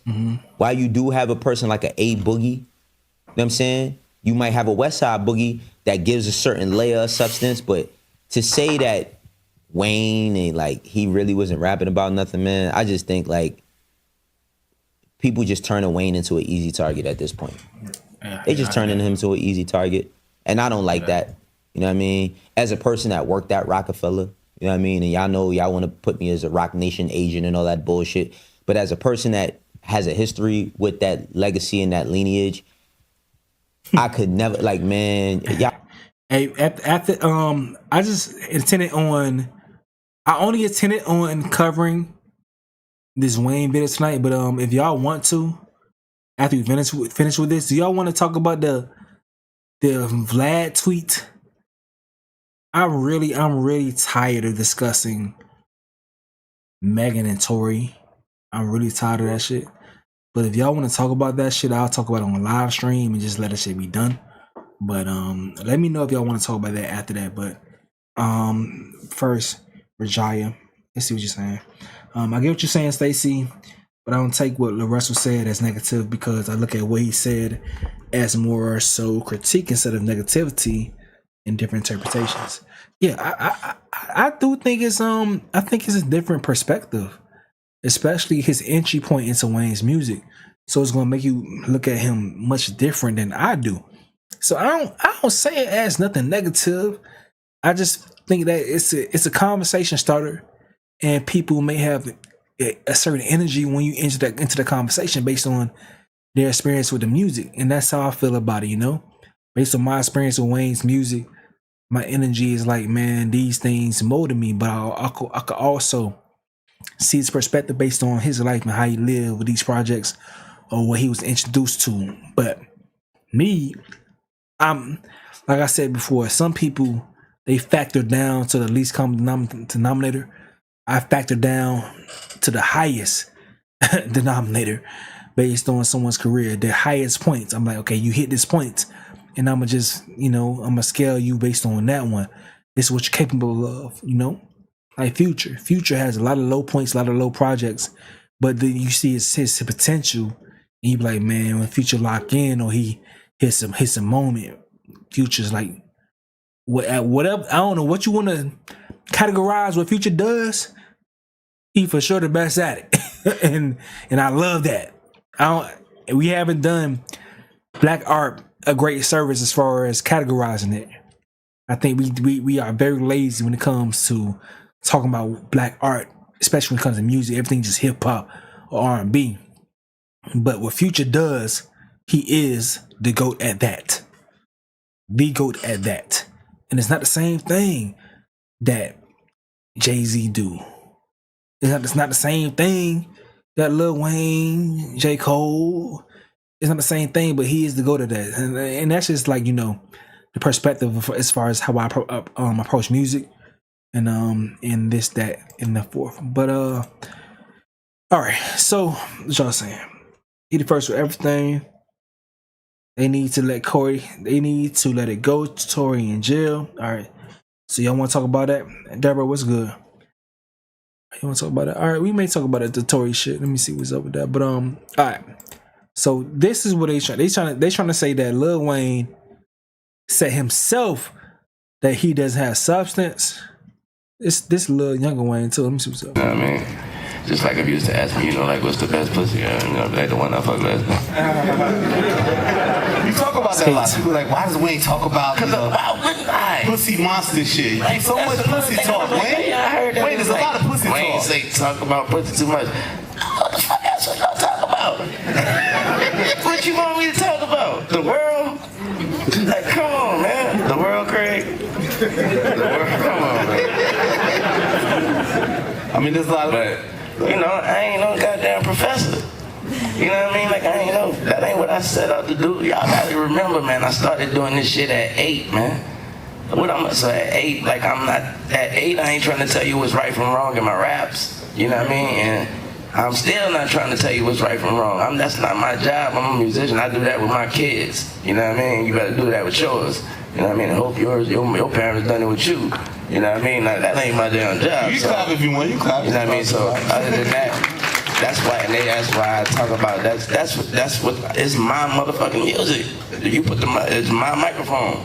I can talk about whatever the hell. Am I supposed to talk about something you want to hear or something you like? If you want to hear something about what you want to hear, then you better go find somebody talking about what the fuck you want to hear. If you want to hear something about some pussy, I'm your man, man.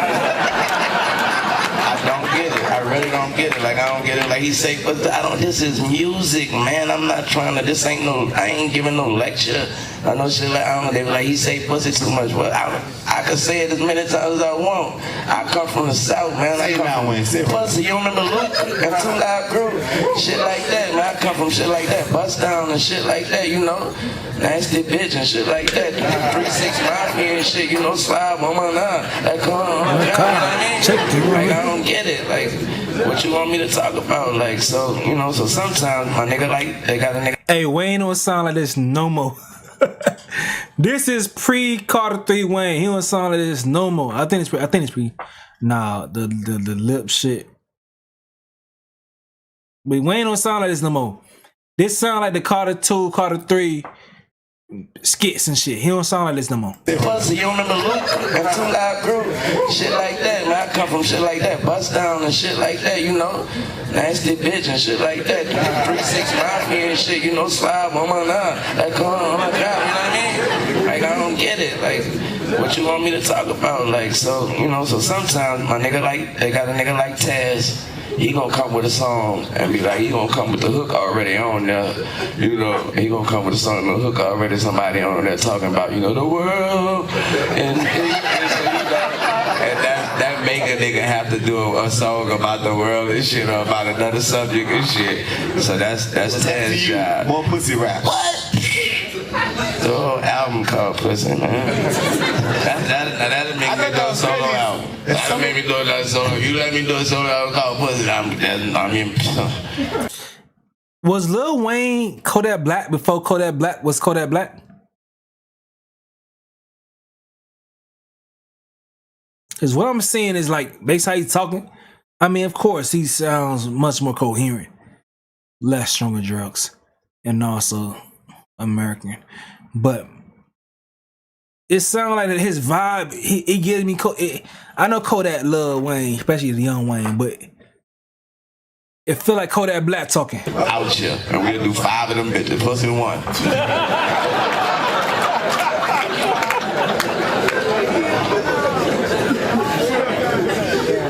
Nah, man, but out here, and we'll do 5 of them bitches, plus in one.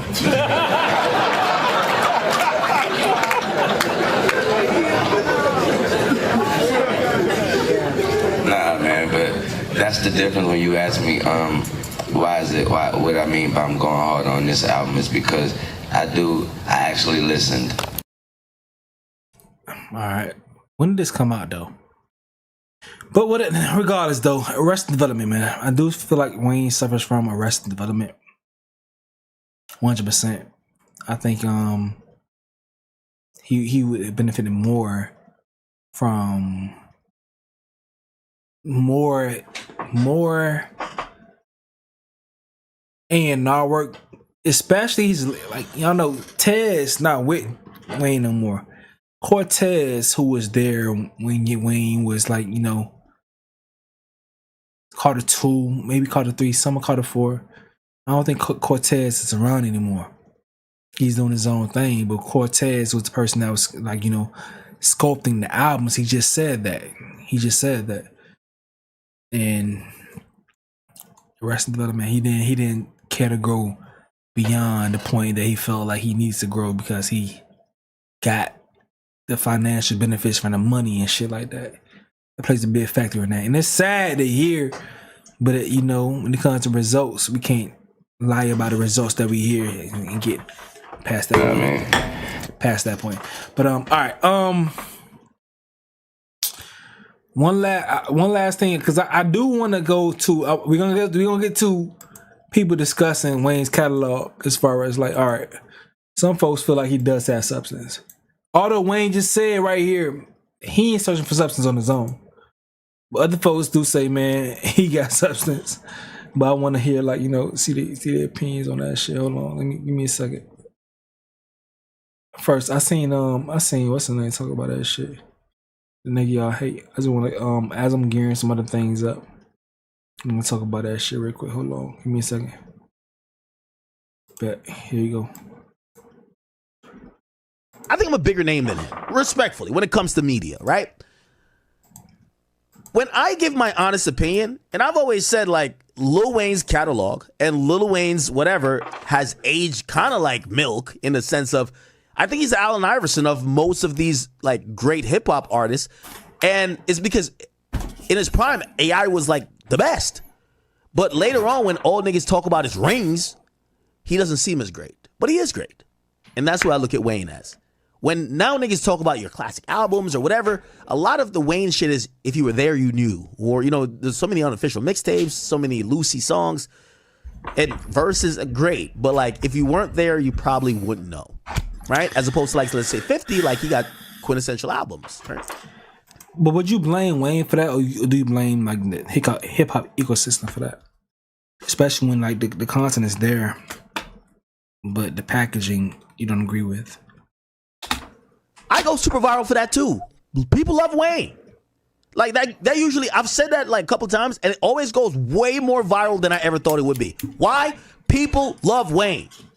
That's the thing. They love Wayne. So I don't think this was a campaign, sir. I'm gonna be honest with you. Right? Okay. Not saying every campaign would come to me. So you don't agree with LaRussell? Feel like this is an attack on him? Or at the same damn time, academics doesn't agree with anything Rock Nation got going on.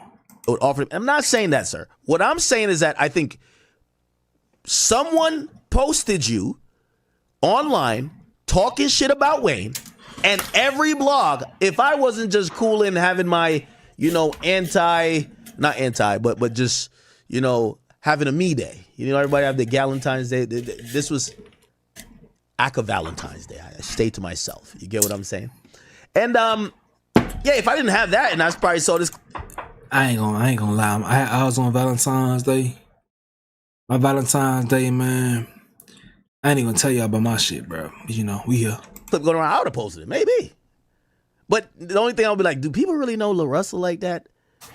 But if they did, like, for example, if Fabulous said that, I'm posting it. 100%. If Fab said that, I'm posting it. Like, if Finesse 2 Times said it, I'm posting it. Of course. Like, nigga, you're talking about Wayne. Nigga, if you said something about like, yo, yeah, I ain't gonna lie, niggas be on Drake dick, but he suck.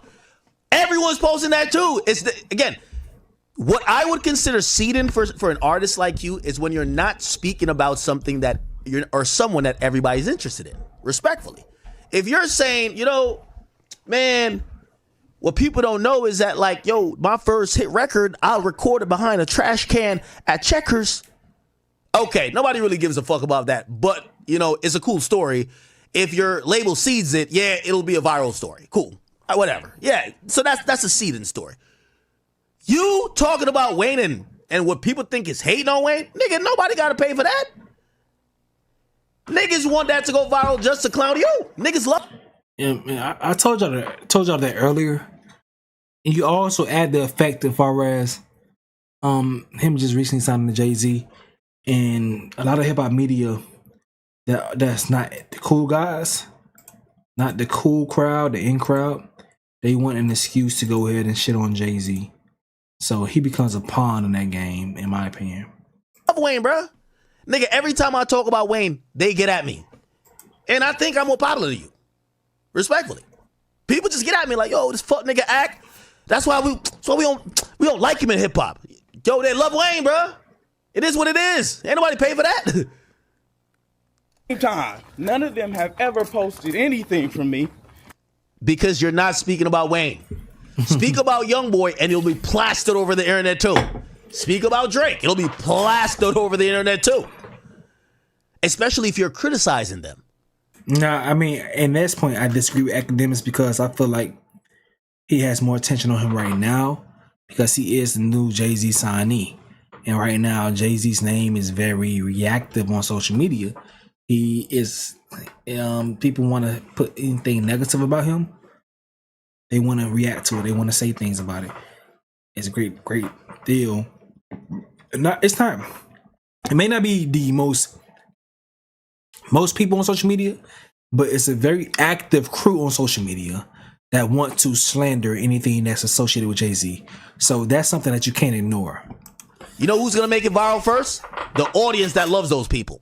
Then other people say, "Oh, okay, this is kind of going viral. Let's post it too." Not gonna lie, blogging is kind of a little bit of monkey see, monkey do. I can't cap. They ain't post when I paid rent in my hood.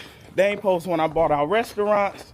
They ain't post when I helped these kids. That's what your label is supposed to pay for, bro. Like, what Right. the hell is like? You're Yo, right about that. let's go to Russell's feed to see if he gave some kids $100 in his hood. No, you get what I'm saying? Again, I'm just speaking about what people. He just got on label though. People are interested in. I'm not trying to even diss you, sir.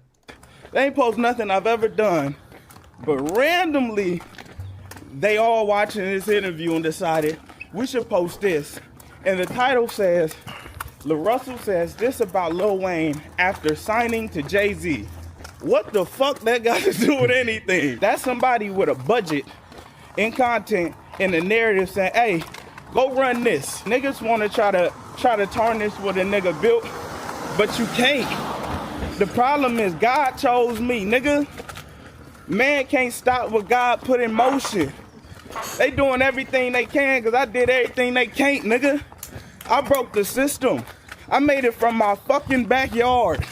It ain't ironic that all of a sudden niggas talking about LaRussell everywhere. It don't like me. Listen, now, I'll kind of end this and give him this.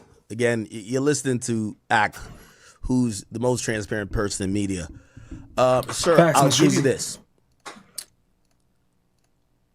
I won't necessarily say cheese, but I do think this narrative right here. So this narrative right here, this one right here.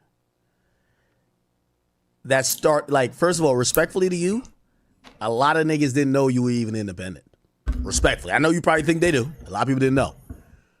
When I did see blogs start posting that, you're selling out. I personally do believe that whoever your distributor was did run a hate campaign on you. I'm not gonna lie. I do think that for that. But this Wayne shit, what the fuck? You can't say that then say more past that point. You can't save that thought and then say all you just said previously. What the fuck?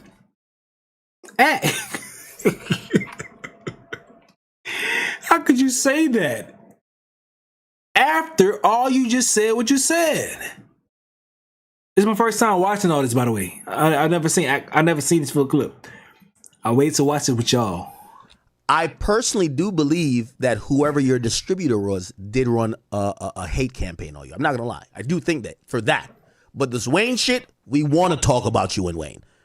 Nigga, we would talk about, like, we might talk about AOKD trying to diss Wayne. We might talk about, like, D Savage talking about. These niggas we don't give a fuck about. Like, you know, we just gotta be honest. We love Wayne. But I think you're a little bit probably jaded. Welcome to the industry, first of all. But you're That's why I told y'all, welcome to the industry. Welcome to this shit. It's facts, though. I don't know what I said it to y'all, but I definitely said it to him on social media. Welcome to the big league. Jaded, because I think this right here, whoever you used to distribute with that you probably left, they what I believe is they want to get at you for leaving them. So they ran this to get a thing about you being a hypocrite to put you in a weird spot because you're a distributor. And again, I'm always right, brother. Come on. Come on. I guarantee. So this is why you have that thought. The Wayne shit, nah. Nobody's doing that. I'm sorry. Nobody's trying to pay for your opinion on Wayne. No. But this I do think, because this came right around the time of the announcement. I agree with that. Your last distributor who used to get money with you, who knows? They probably made $500,000, $1 million with you. They probably a little salty. They probably put, I don't know, 30, 40 grand into the ecosphere. I ain't gonna lie, bro. I'm looking at the damn tweet. No wonder nobody engaged in my shit. My stupid ass faded tweeting. This my little. I said some to the mainstream, homie. My dumb ass. I mean to put welcome to the mainstream, homie. But I was faded after LaRussell was complaining about what's going on. That's Valentine's Day night, so after I got home from my date on Valentine's Day, that's what I posted, So yeah. But hey man, it's better be a lot of new dynamics. Wink. Let's kind of ruin him a little bit that he knows you fucked up by leaving us. Yeah, probably, right? I think I gave you credit. I don't care if you signed a Rock Nation, my nigga. Like, that don't mean you're the big bad. Listen, Rock Nation has their tactic. I'm not saying you can't drop music with them. It's not like. All right, so that's what Al was talking about, bro. That's what Al was talking about. But many people were defending Wayne, and this we gonna go. Let's have some fun. How y'all want to go ahead and we're gonna do this. We're gonna do this. So we're gonna go through Wayne songs. I'm gonna put substance or no as far as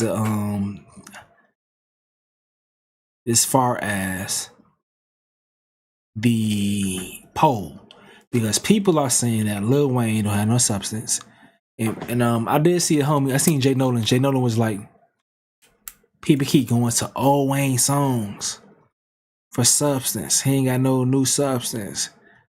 And I get that. But I became a fan of Wayne when I felt like he did have substance. So I can't relate to that. Like, people may make me feel disappointed with his music. I may share the same disappointment because I know his ceiling. You feel me? So I'm like, that's how I rock with things. But how we gonna do shit right here is I'm gonna play some Wayne songs and I'm gonna put shit in the poll. And y'all tell me what y'all think. Is it substance or no? You vibing to the music, you feel me? Alright, so this is something you forgot. Something you forgot was a song that was supposed to go on the Carter 3. But because of the leaks, it spoiled it. I think in today's time, he would release this on the Carter 3 regardless. Because, like, bruh, why not? Why not? Substance or no? Something you forgot, something. I think I know a lot of music today.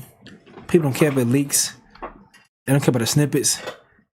They'll still put it out because people want to use the streaming platforms. Back then, they was thinking like, damn, if it leaked already, people already got their burnt CDs of the copy to play. But nowadays, if some shit leaked, like, damn, it leaked, but still, it's not convenient for them to play on streaming platforms. So they could still release the song officially and benefit from it. So that's the difference in this shit. That's why if good songs were leaked, people are like, damn, let me just go and move on from it. But all right. So person played this right here as far as trying to say, man, Wayne poured his heart into the track. So something you forgot. And this right here was when I was a kid, they said this was a song for Trina. So I know he was dating Trina from Miami. 305 Diamond Princess. What the fuck am I doing? I've been lonely. I've been waiting for you. I'm pretending Let me know in the chat. That's all I can do, mama.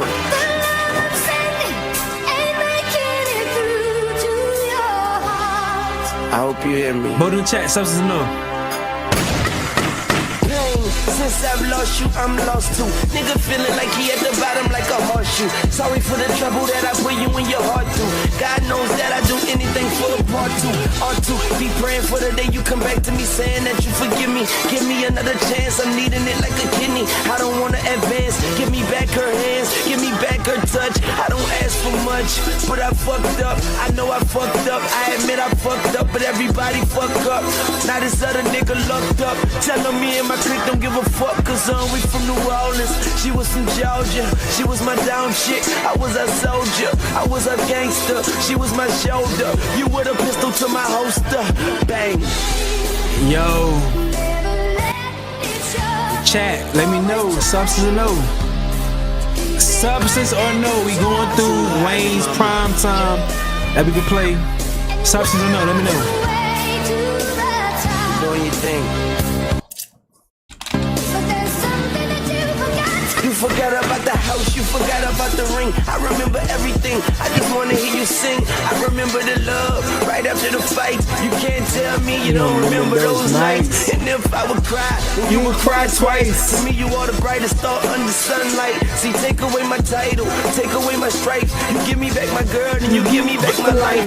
Give me back my girl, and you give me back my life. See, this is just a nightmare, so I blink twice. Open up my eyes, hoping she be in my sight. I remember the time I wish I could bring it back. What she mean to me is what I mean to rap. Yes, sir. I see you hiding, mama. I see how, mama. This supposed to be Carter 3. So once again, what I'm gonna do? I'm gonna go ahead and just tally the scores up for what's supposed to be the Carter 3. But I hope you haven't forgot you call. But I fuck up. Get a vote in though. Is this substance or not? I see you hiding, mama. But I know you know. I know you do. By the way, if y'all don't know, this song was made for the Diamond Princess, I think, or Nivea, or Trina, or Toya. I don't know. But I'm from Miami, so I'm biased. I'll just say Diamond Princess, Trina. Trina's a very nice lady, by the way. Anytime I get a chance to say it, I'm gonna say it because she's that nice. Trina's a very nice lady. I love Trina. But I wish you and yours nothing but happiness, shouted. But I hope you haven't forgot about me up in the living room watching Sports Center. You were cooking dinner. I was such a sinner, but the Lord is a forgiver. You know they say if you pray, then you can get your blessings ordered and delivered. And your boyfriend is not like me. Mind you, even when they got a tent drop like me. I remember we would sit at home all day. You called me butter, I called you babe. My mama asked about you, my partners did too. I know your daughter will be so amazing like you. And I know you probably wish you never met me. And I just wish you never forget me. And let me say, please don't worry about the women I have been with. No engagement can amount to your friendship. And I hope that nigga know we got a queen. And all I could do is dream. Damn. I've been lonely. I've been waiting for you. I'm pretending. And that's all I can do. The love I'm sending making it through to your heart. And it's something I forgot.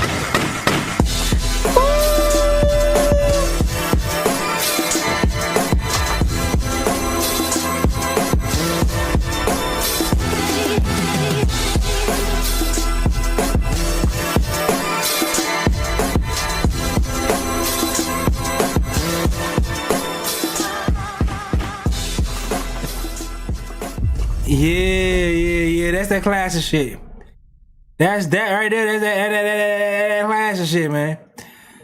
All right, the votes are at six. Man, God damn it, 6 votes. What the fuck is y'all doing? Are y'all masturbating right now? Are y'all playing with y'all pussies and dicks right now? Y'all can't press a button. 6 votes. The fuck is y'all doing? You can't give me more than 6 votes? The fuck is y'all doing?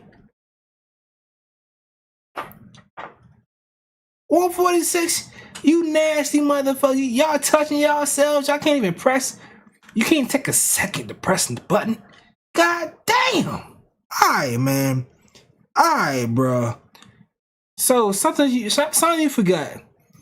71%. Y'all, you nasty motherfuckers. Alright, bro. I know how y'all get. I know y'all nasty motherfuckers is touching yourselves and shit. Alright, next we gonna move on because I ain't playing with y'all. Wale said Wayne's a pillar. He posted Georgia Bush. Fuck it, let's see what's up. Right here. So Georgia Bush, I need y'all to vote. So it ain't so something. Wait, they ain't got no substance. Wait, what substance to y'all? What substance to y'all? So substance, something you ain't got, something you forgot. It's no substance. What substance to y'all? I thought me personally, I feel like substance is you have a subject and you dive deep into that subject, whether you be talking about a story or certain things. What substance to you guys is? And in my opinion, what I think you guys may be saying is that substance may be a song about your purview of the world outside of yourself. Or like a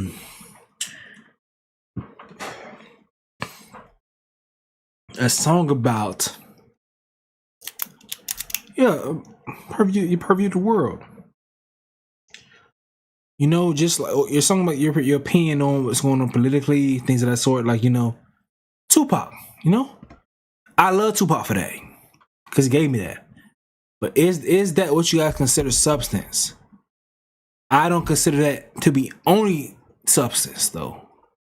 I think that's a form of substance as well. I think anytime you have a subject on the song, it's substance. But if you guys feel differently, let me know.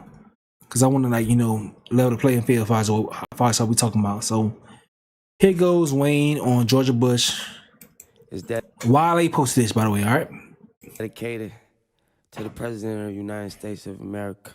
So get the votes up. Y'all might know him as George Bush.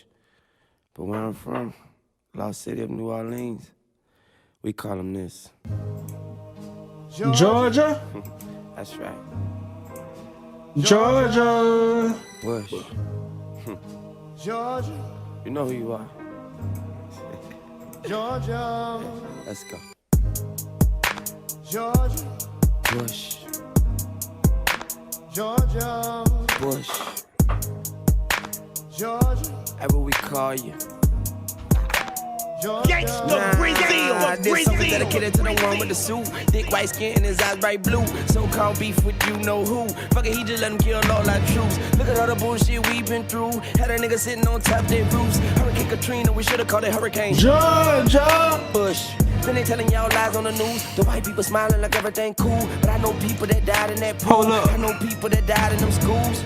Now what is the survivor to do? Got no trailer, you gotta move. Now it's on to Texas and to Georgia. They tell you what they want, show you what they want you to see, but they don't let you know what's really going on. Make it look like a lot of stealing going on. Boy, them cops is killers in my home. Nigga shot dead in the middle of the street. I ain't no thief, I'm just trying to eat. Man, fuck the police and President Sorry, guys. Bush. So what happened to the levees? Why wasn't they steady? Why wasn't they able to control this? I know some folk that live by the levee that keep on telling me they heard explosions. Same shit happened back in Hurricane Bets in 1965. I ain't too young to know this. That was President Johnson, but not it's Bush. We from a town where everybody drowned in, everybody died, but baby, I'm still praying with you. Everybody cried, but ain't nobody tried. There's no doubt on my mind, it was Bush. We from a town where everybody drowned in, everybody died, but baby, I'm still praying with you.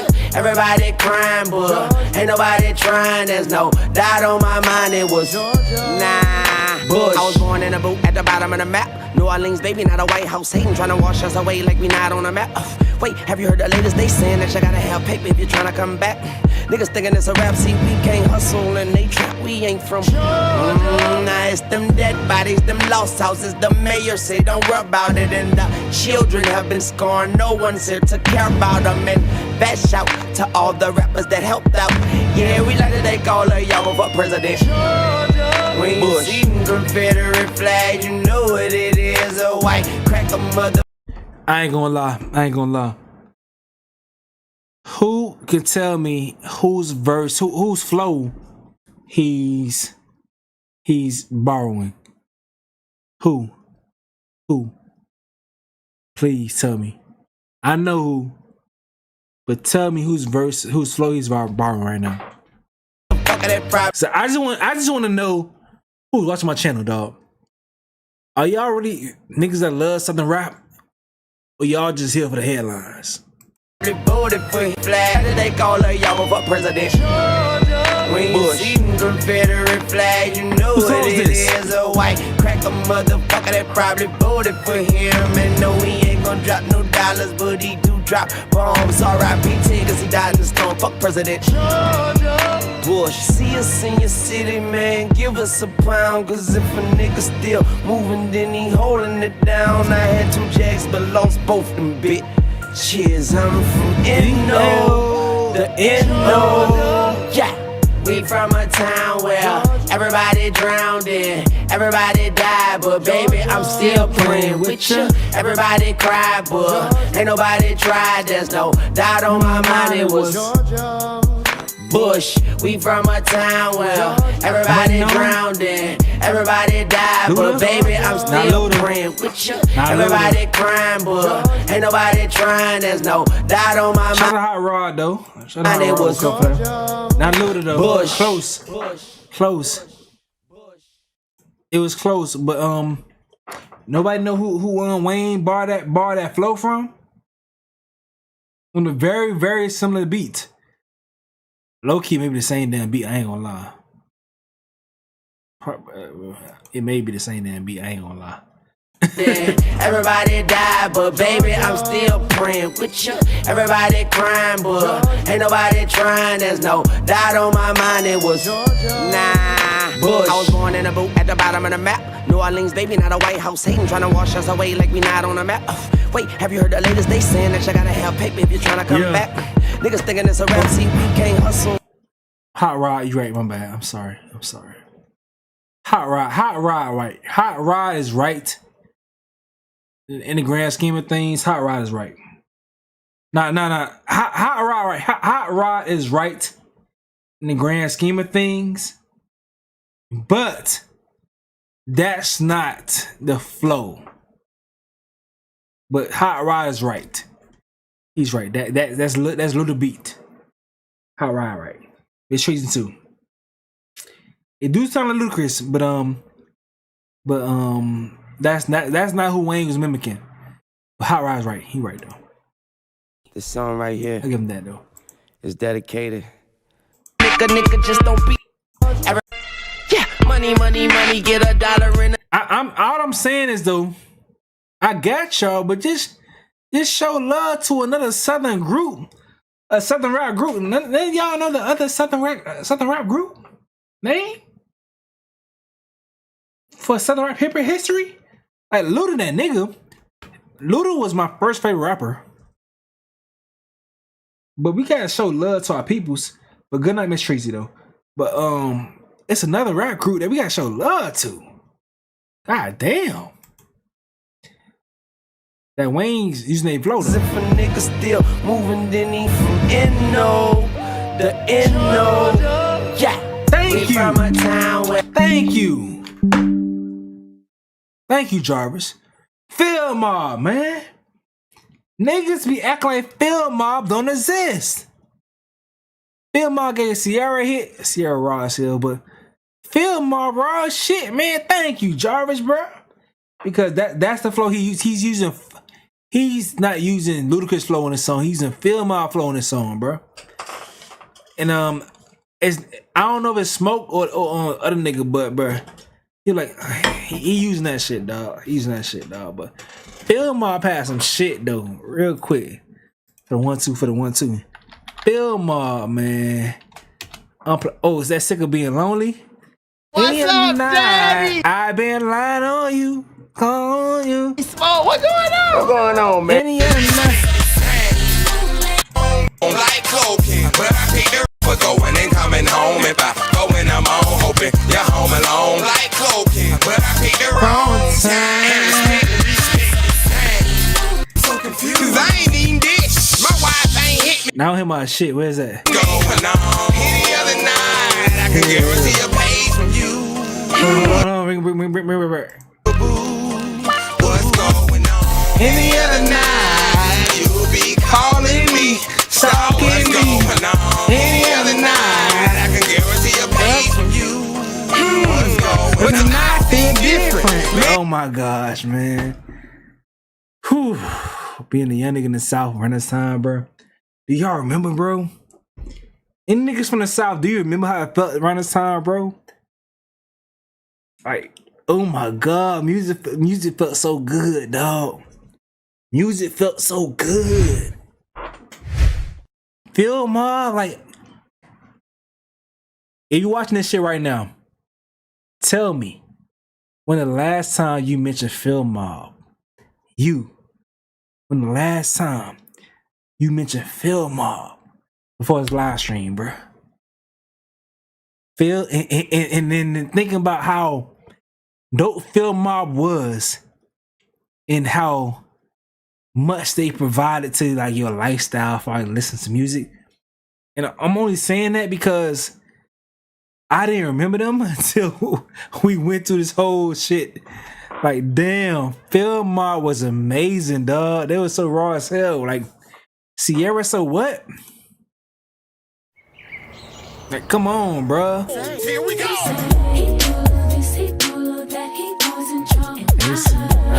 I heard, yeah. Oh, that's that girl. That's that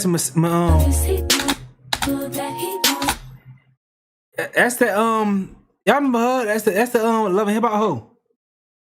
I'm still up here, my bad. Masika. That's Masika. Her right here. That's Masika. And once again, it's my first time seeing her here. But I'm reflecting right now. That's her, right? That's a Love and Hip Hop girl, bro. That's Masika. I never seen her until tonight. That's crazy. You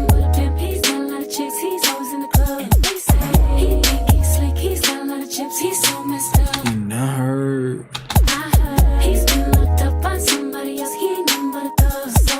I'm a freak. I got a different girl every day of the week. But yeah, man. Good music, but okay. Let's get back to the mixtape shit, man. Man, I love music, dog. I wish I could just keep diving into this stuff. But they make us be like fractions of ourselves when it comes to making sure we don't violate terms. What is the mixtape shit, man? What the fuck? I had more. Move, bitch. Move, bitch. Get out the way. Get out the way, ho. Get out the way. Move, bitch. All right, we over here. All right, so this person right here, DJ First Class, he was pissed off for all the accusations that Wayne ain't who Wayne is. So he was posting things like this right here. We just vibing at this point, man. Hand me in my jeans, dead bodies behind me. The cops never find me. Arm and hammer clean on my way to the honeycomb. Hustle all night, tell my bitch I'm never coming home. Be there in the morning, stop crying, bitch, the sun is on. Drop it on the living room table, bitch, the money's on. I know you ain't gon' stay once the money gone. So while I'm rich, I pull my dick and get my fucking on. Youngin' on some real gangsta shit. Blame it on the neighborhood, I was sanctioned in. But I'ma make sure we get them acres. Tell them fuck computers, we good with paper. Tell them fuck the world, cause I'm hood by nature. Feeling that way is how the hood will make ya. The hood is fake and the streets are empty. Yeah, Mr. Bush rebuild the city, but yeah, over like yesterday, floating to the floodgates. This is New Orleans, welcome to the blood state. A bloodbath and you. I ain't gonna lie, bro. What pissed me off? I feel sorry for y'all because I'm from Miami, and I heard a version with Khaled. They ain't cut these damn It ain't cut like that, bro. I don't know about y'all, but it ain't cut it like that. That shit like it's skip verses and shit. Khaled talk shit within it. That's the reason why they did what they did with it. Because Khaled was talking his shit on this damn thing, and other mixtape DJs was trying to like remove Khaled from it. But Khaled was the host of the Suffix. But mixtape DJs said fuck Khaled. But most people in Miami, we had the version with Khaled on it. That shit was so annoying, bro. I know y'all understand, but you know, I'm used to Khaled talking crazy on the Suffix. You feel me? That's my experience. Alright, check this out, man. There you go. This is some real shit right here. Suffix, y'all. I'm telling you, it's the hottest mixtape in the streets. Lil Wayne, let's go. Running off the scene, hammer in my jeans, dead bodies behind me. The cops never find me. Arm and hammer clean on my way to the honeycomb. Hustle all night, tell my bitch I'm never coming home. Be there in the morning, stop crying, bitch. The sun is on. Drop it on the living room table, bitch. The money home. I know you ain't gon' stay once the money gone. So while I'm rich, I pull my dick and get my fucking on. Youngin' on some real gangsta shit. Blame it on the neighborhood I was sanctioned in. But I'ma make sure we get them acres. Tell them fuck computers, we good with paper. Tell them fuck the world, cause I'm hood by nature. Feeling that way is how the hood will make ya. The hood is fake and the streets are empty. Yeah, Mr. Bush rebuild the city, but yeah, this shit is crazy right here. This shit is crazy. R.I.P. Rabbit, R.I.P. Lil Naughty. Listen. Yeah, over like yesterday, floating to the floodgates. This is New Orleans, welcome to the blood state. A bloodbath and you ain't nothing but tub bait. No political justice, not even the judge safe. If his ass can't swim, he get a closed case. We need our own space, I ain't talking about Jupiter. No luck, no help, and we the fucking future. I'm a Hoosier, usually the cool one. But when I need it, I turn into a looter. God forgive, but do he forgive the brutal?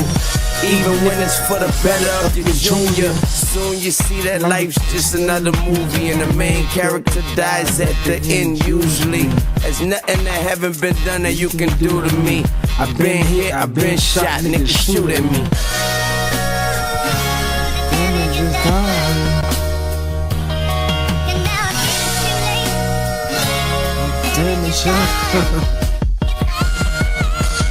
Money on the mind, murder in the plans. Disturbing if you made, but it's dinner for the fam. Hustler by law, support when I can. Hustle when I can't, tell me nothing, I'm a man. Smell my shit as I walk off the stand. Nuts to my feet with my heart in my hand. Pardon my G, but I'm one of a kind. Been shot 2 times, here to put it in a rhyme. Slow lane, move the coupe like a 5. If I get pulled over, bitch, I'm going through time. And I know my niggas love me, but they can't do mine. So I gotta be smart to get bread to get behind. Get lost to get in line. Damage is done. But the carpet's still fine, so keep trying. The whole world turn their back, but we keep trying. Until we get our peace, no peace, keep fine. Bye.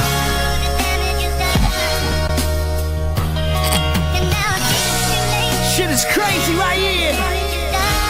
Damn, I ain't gonna lie. It's the first time I ever found the DJ Khaled mix of the suffix, and I gotta download the shit, bro. The suffix literally made me a fan of Lil Wayne, a diehard fan. Cause I'm going to do football drills on the ladder with my big brother, vibing to the suffix and shit, man. Because that shit's right before the Carter 3 drop, and yeah, I'm like, yeah, that shit was hard as fuck, man. Yeah, y'all know what it is already. Young Weezy F. Nah. Nah. Y'all got hit blowing up fast. Cause y'all we talking about right now. When it comes to substance, blowing up fast and the damage is done. 2 tracks that made me feel like, damn, he's talking about some shit. So now I'm gonna hear this shit with y'all in real time as a grown ass man and say, okay, I was a teenager when I was listening to this shit, like adolescent ages. So now I want to hear this shit now, and I want to see what y'all hear. To see if Wayne was just saying bullshit, but it's blowing up fast. One of my favorite freestyles of Wayne. What up, bitch? I'm Mac Main. And this Young Money, the brother get him. Yeah, straight out the hood, a young hoodlum. Done what I shouldn't did, what they said I couldn't. Hear what all the killers hear that. Hung what the other hustlers slung at. Waiting on the get back. Get that, flip that, debating on the mix match. Switch that from dope to coke, I'm going up fast. Now you niggas is slowing up fast. I can hear myself, but I can't feel myself. I want to feel myself like Tweet. Yeah, now my niggas is blowing up abs. If I tell them you niggas is holding up cash, rolling up, stepping out of the phantom's ass. Put your lighters away, you're talking to a can of gas. There's nothing to say no matter who comes to ask. And murder ain't funny, but we do love to laugh. Shit, we just live and take money, take baths, take a nigga bitch and fuck and send her back with nothing. Now isn't that disgusting? Give him back his sister, give him back his cousin. Yeah, go make a stack or something. Go and buy yourself a spine and give back the frontin'. Yeah, and to end that discussion, I've been a hamstring, I just got the muscle. Fuck it, this, that, and the other. I see my people struggle, wish that they wasn't. The government try to put us in the muscle, but your 2 fingers ain't a piece to the puzzle. Shit. So to each some hustle, when I hustle all night, then go home to the fussin'. Then wake up to the fucking breakfast in bed, don't forget my English muffin. A wine punch tastes like Robitussin. A nigga just living, just breathing, just puffin'. Come on, mama, drop that LaRussell. Thick millimeter, cock back and murder. Thanks, senorita, we cannot go any further. If my girl catches both in the spot, she will murk us. Pussy niggas talking on that spot, we will murk us. 2 ass niggas, I told 2 hamburgers. Who won't beef? Who won't beef? I bring it to your front door, now you seem nervous. 2-seater swerving, traffic to hell with it. Shit, you can't die with it, can't go to jail with it. Might as well wildin' it, passing it, failing it. Me, I excel, it's tell and tell whip it. Get a nigga something, tell a bitch it's smelling like money. Up the full-course scrimmage. The fam at the table got a full-course dinner. Young money, cash money, throw confetti on the winners. And yeah, they understood us when we told them break it off. Cause gangsters don't talk, one word will be a wall. And your platoon can't handle the destruction. Hard body, they be killing, sound like seduction. Them niggas chase dope, bitches follow the instructions. Sometimes you gotta put the whole rooster in the oven. So tell the public I'ma do my thing. Just as soon as I hear that bang, I got it coming. Coming up, you niggas just running rough. And running up will get you in that wheelchair forever. It's whatever, I'm still here forever. Cause the little nigga better than all you niggas together. I'm gone. See, you see what we doing, right? Speaking Lil Wayne's the nice. I get it when people want to say fuck him, but goddamn, that shit hard. Remember that Goofy said he went back, he listened to 1,000 songs. Did Wayne listen to 1,000 songs? Goddamn, I can't listen to 1,000 Wayne songs, bro. But it was a period when he was talking his shit, dog. In this period, I love everything these niggas saying on these songs, but I can understand people saying they don't fuck with him, dog. I can get it. I definitely can get it. Like certain songs, like I fuck with heavy. I like You Don't Know Easy. Damage Is Done. Like these songs made me like fuck with them heavy because the subject matter. You know, Weezy, Damage is Done. Motherfucking minutes. That wasn't really like, you know, that's it wasn't really like, you know, one of them songs that make you tap into. But Blown Up Fast for sure. Blown Up Fast and Damage is Done was my favorite songs from Lil Wayne initially. And you know, people got other opinions. I don't mind that, you know. It is what it is. So it's suffix. Shout to my nigga Birdman. You know how we do. Yeah. You right now, you know. This shit right here. Suffix people. I forgot about this. Time to get your ganja on. I forgot about this. Mixtape is crazy. You know. Sweezy, yeah, baby. Fucking shit right here. That nigga Lil Wayne. Yeah. DJ Khaled. Kicking rocks on the block, telling all the OGs I be coming for your spot when you're not looking. Hot cooking, mama got it on the kitchen table. I thank God we was always able to get the leather couch, big screen cable too. Nintendo when the good grades came through. Then the cookies came through. Some saw, some stepped on, but we kept on. And I slept with the work plenty nights. Thought I heard niggas coming, thought I saw the cop lights, but I was dreaming. Then I woke, the junkies was still fiending. I had coke, so I had hope. You hey yo, nah, nah, fuck that, fuck that. This shit hard. The people who ain't never had shit and they gonna have shit, and that's fucked up. And God can try to manage. No. This is another one of the songs that made me a Lil Wayne fan, bro. Cause listen to what he's talking about, bro. Like this nigga, this another one of the songs that made me feel like, okay, he's great. He's great, bro. Like, bro, I remember this. As I'm listening to the lyrics, I'm like, wait, hold on. Y'all trying to cheat me, bro. Listen to what the fuck he's saying, dog. Real talk. One more time. Shout to my nigga Birdman. You know how we do. Yeah. You right now, you know. Suffix people.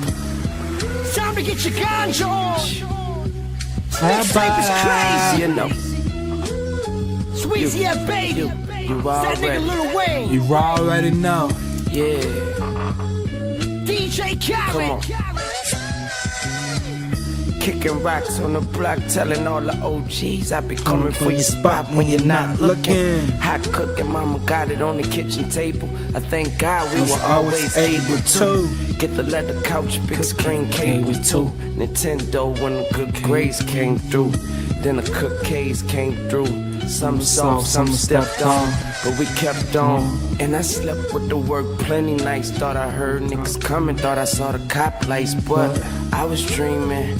Then I woke, the junkies was still fiending. And I had coke, so I had hope. You may say that it's wrong, but I ain't talking to your child, I'm talking to this song. I'm just doing the buck down memory lane. If I crash, don't pick up my brains. And yes, my niggas the same, but they quicker to bang. And if they do, then I'm the nigga you blame. So I shoot first anyway, and I would do the honors any day. And tell your honor he a bitch to his face. And whip through the state like I whip through the yay.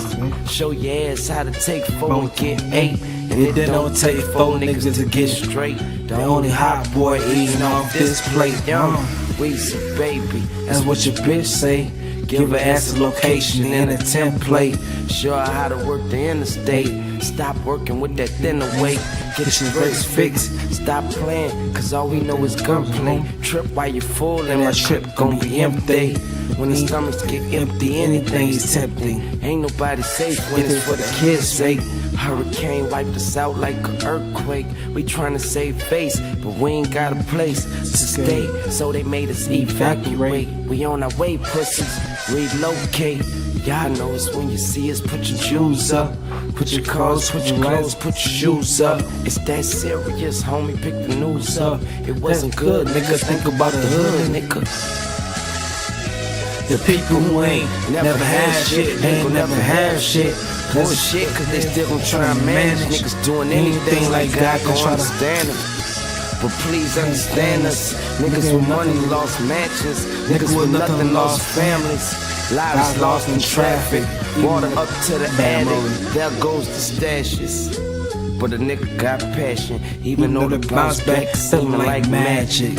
Shit, well call me Siegfried. Watch I turn one key to 100 G's. Yeah, dear summer breeze. Summer please, know I live for you. Throw on the white beater, let back to live for you. A few years I probably hear from you, but now I'm here for you. I know niggas that shed a tear for you. Behind bars trying to get to you and probably never see you. It's that real talk if you ever heard it, homie. Shit hurts so much, man, that hurts you, homie. No commercial, no front and no curve on it. No cut, tell life, so what? The drought's here, not only white slowed up, the weed slowed up, we can't even roll up. Fuck, put it in the money too, but that's the last thing, cause hustle is what we do. Hustle with what? How we getting on? Where he sitting at? What he's sitting on? Stand up if you know it's true. The end of the world coming in my city, the truth. Damn. And this is after disaster. This ain't rap, this a recap. Stepping off the G4 steel strap. Bust your head in the air, that's a sky cap.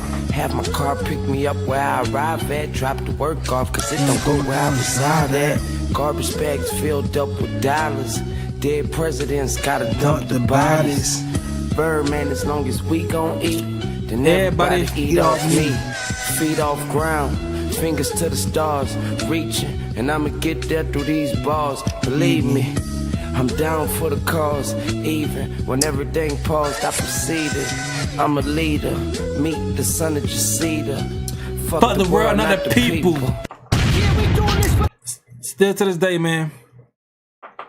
Fuck the world, not the people. Alright, what y'all saying? Bet. The ghetto! You know this mixtapes for the streets, man. It's DJ Khaled, Lil Wayne. Let's keep it moving. Cash money mean nothing. Listen up.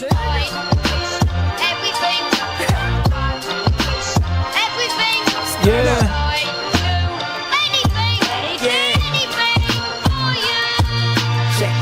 Go DJ, cause that's my DJ. No more producer, so that's my DJ. I know the story, same song, that's for replay. We pressing fast forward, this ain't the last straw. We already the shit, don't need an asshole. And if you feeling froggy, leak your little tadpole. Yeah, it's that cold, but I'm so family famo. I got him on my back like a camo. I say I got him on my back like ammo. Stop sweating, damn, where did all your fans go? Cash money, millionaire, straight cash flow. We don't need nobody else. Louisa got the cash flow. Yeah, so flow on, little nigga. Got the company, I could throw my own, little nigga. And y'all can team up and come on, little niggas. They saying FD Signifier Tyler Perry video has dropped is a masterpiece. Fuck it, let's watch the first minute of that. I'm watch some of that shit, eat some food with y'all. Other than that, you know, I'm gonna go to sleep. Stop crying, what's wrong, little niggas? He's back from back. Yeah. No offense. I promise. Yeah. You know. Young buddy, baby boy.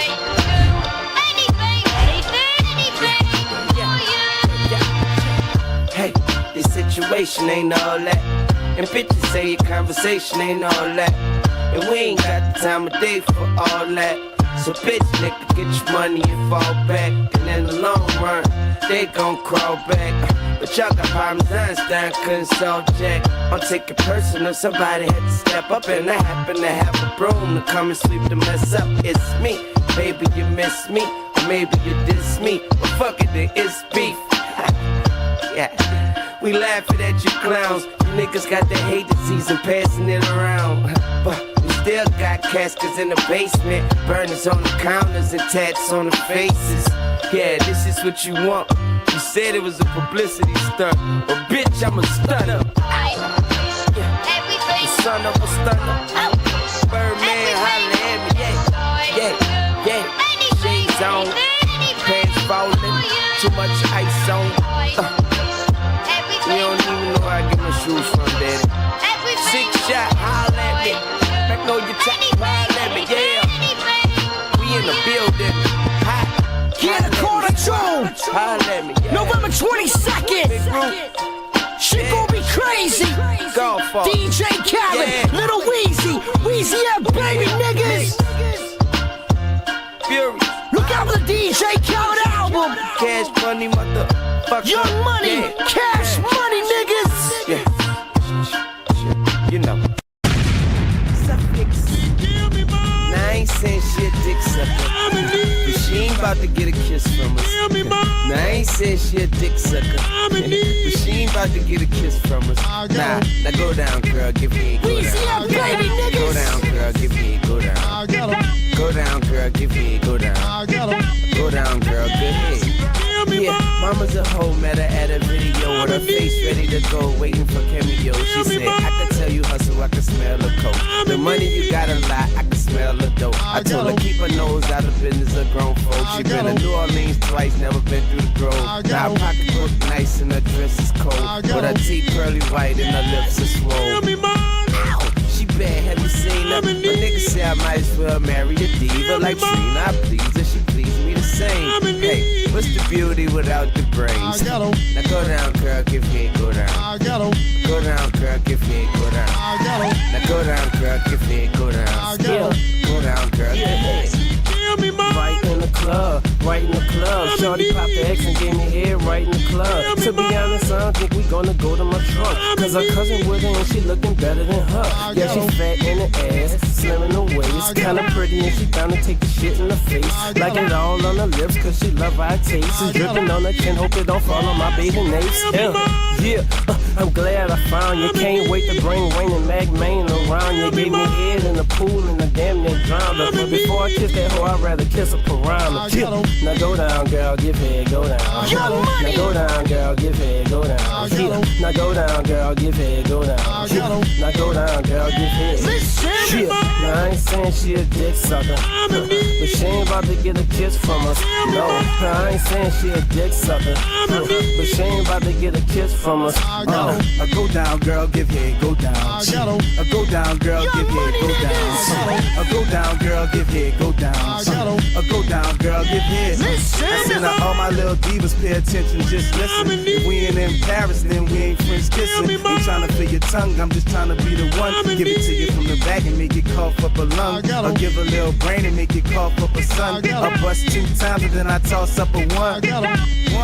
Now shake it, baby. It took your mama 9 months to make it, baby. Into the bedroom, we won't make it, baby. Put your knee pads on, no skating, baby.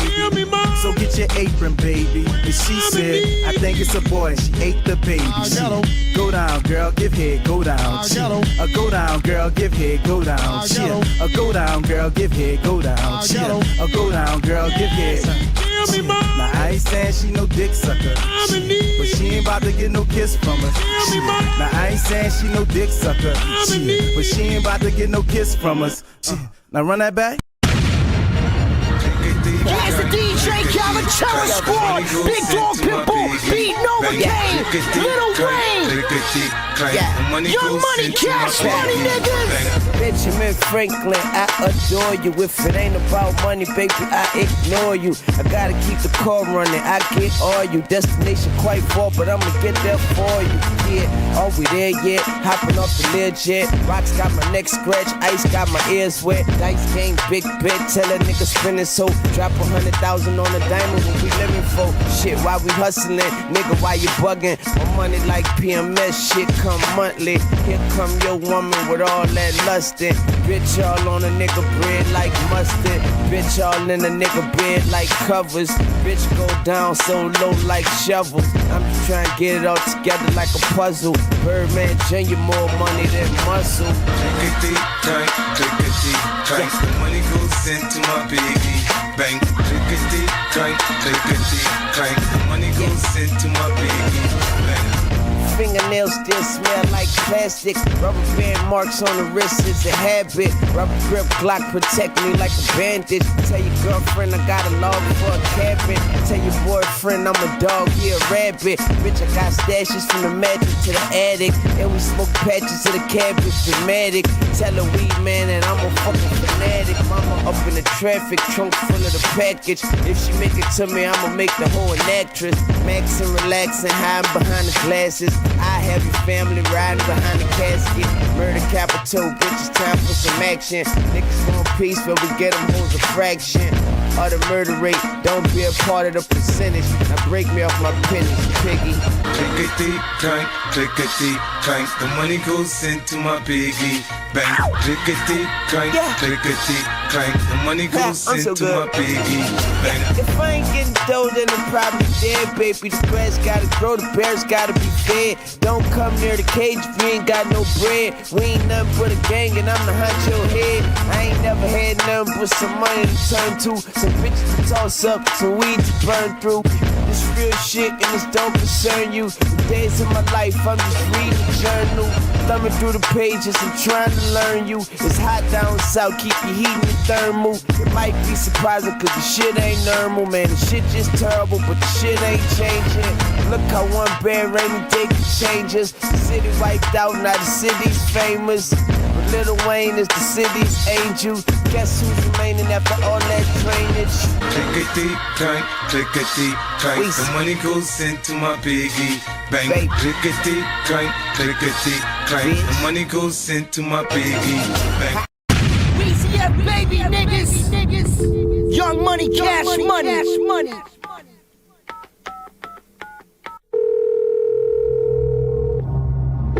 High splitter be on point, game tight. Might see me in 5 different cars on the same night. Me and Maine came through on the same flight. Hooked up with that nigga Wayne, I've been living the changed life. I don't never wear the same thing twice. Because I'm paid like my car note, straight out. Fuck around, I'ma beat them with them K's out. All my guns got numbers and letters. That's MAC-11, AK-47. I hit you up with that AR-15. Might shave my head and change my name to Mr. Clean. Yeah, that's cause my style got no flaws. I got your girl at my house with no drawers. And on my feet there's lightning bolts and stars. That's bait, motherfuckers, for you late motherfuckers. Blow your candles out your cake, motherfucker. Okay, I talk it cause I did it, walk it cause I live it. You depending on rap, your money shorter than midgets. You got Bushwick bills, I push sniff still, cause I ain't go platinum yet, but I live like it. And I ain't related to Roy Jones, but I fight like it. And I ain't the best in the game yet, but I write like it. See, you can hate all you want, but your bitch like it. Put the mixtape on and while she twerk and get excited. Forget that, bitch, I'm trying to chill with a shot tail. Maybe get Beyonce to be my first Beyonce. Me go when I drop niggas, you kidding me? Even cats with no arms is still feeling me. In the hood, I get treated like I'm a Kennedy. See, hustling is the sin of me, but fiends need the remedy. In elementary, most likely for penitentiary. Now in the top 10, not to drop, you gotta mention me. Yeah, Weezy baby. Y'all already know. Sup, big nigga. Hey, Feet, big feet dog, I think I rap straight up for these niggas, yeah. I got $1 million in my safe and the bank got more for me. Cash money, young money, never ever no money. Head, chest, toe, stomach, red mess, so bloody. Great 44, bustin' lid left, nobody. What it is, let a nigga hold something. Make a nigga take it from your ass like you owe something. Eagle Street, 17, Wall, Holly Grove, young and find me in the bakery, bitch. I know that dope coming. I got it loaded in the wash, throw some bleach on it. One dick, 5 bitches and they each on it. Straight face, all lip, no teeth on it. Mama ride straight dick, no seats on me. And we creep on the streets with the beats on them. Young Wayne, untamed, no leash on me. Infected flow, I spit that yeast on them. Birdman Jr. fly away like geese on them, gone. Classic mixtape right here. Classic. Weezy F baby. DJ Khaled. Listen. November 22nd, Q2 in stores. Lil Wayne, DJ Khaled. This mixtape, we did it for the streets, man. You know what it is. Who wanna pop off the head, get popped off by the rugged DJ, and that's me. DJ Khaled reppin' Dade County. Lil Wayne, New Orleans. On and poppin', young money, cash money, niggas. This is for the streets. You know how we do, man. The Q2, November 20th. Yo. We back in this bitch, man. Hold on. Back in the set, man. But yeah, that right there is my favorite Lil Wayne mixtape. But y'all chose as far as what y'all want to see next. And that is the conversation about Russia. Where Russia at, man? Waiting to Keem shit. Where is that damn? It's not first my thing. Bro, come on, man.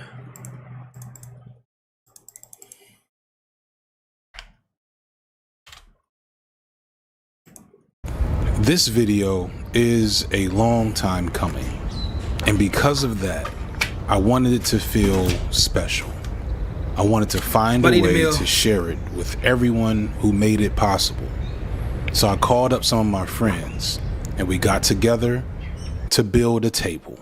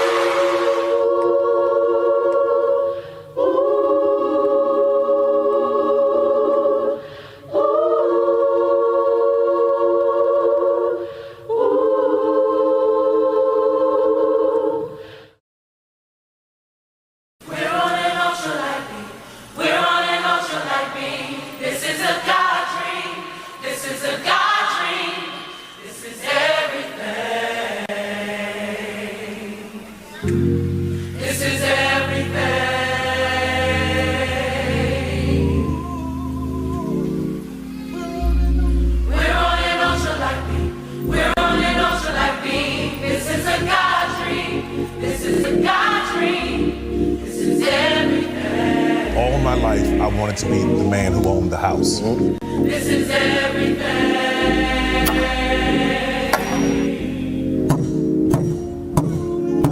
We're on an ocean like me. We're on an ocean like me. This is a God dream. This is a God dream. Please be careful. When I started in the business, I knew that there were certain things that I had to do to make it work. This is everything.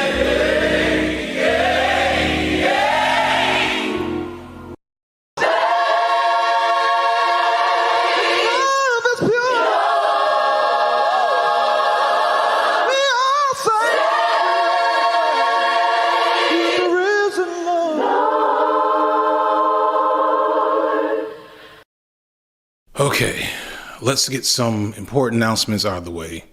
Firstly, this video is obviously very long. It's possible that some of you who clicked on this can't believe that a YouTube video could be this long for any reason. Think of this as a Netflix documentary miniseries, and if you need to watch it in parts, that is perfectly fine. I figured that might be the case. You might also be asking why not split it up in episodes then? Well, because YouTube doesn't really like when you do stuff like that. Trust me, I understand it's a long story. This video is split into 3 major parts, so you can stop there for natural sections.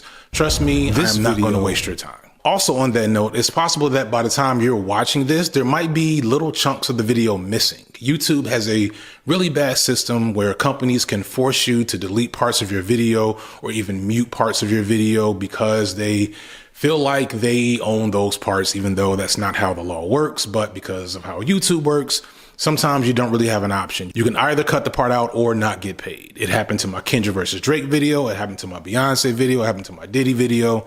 It happened to my Charlie Kirk video. It happened to so many other videos. And I'm very confident because of who this video is about that it will probably happen to this video, despite the fact that I'm gonna do everything in my power to not let it happen.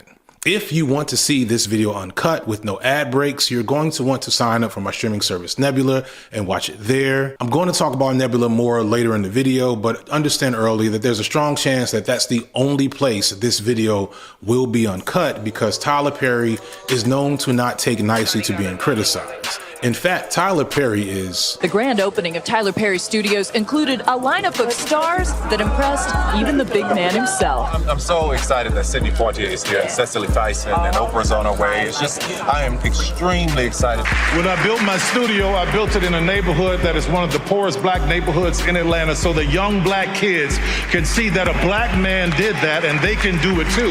Tonight was a monumental night, not just for Tyler Perry, but for everyone here in Atlanta. This is civil rights, this is movement, this is everything. Rise up, Tyler Perry, rise up! Now that land is owned by one Negro.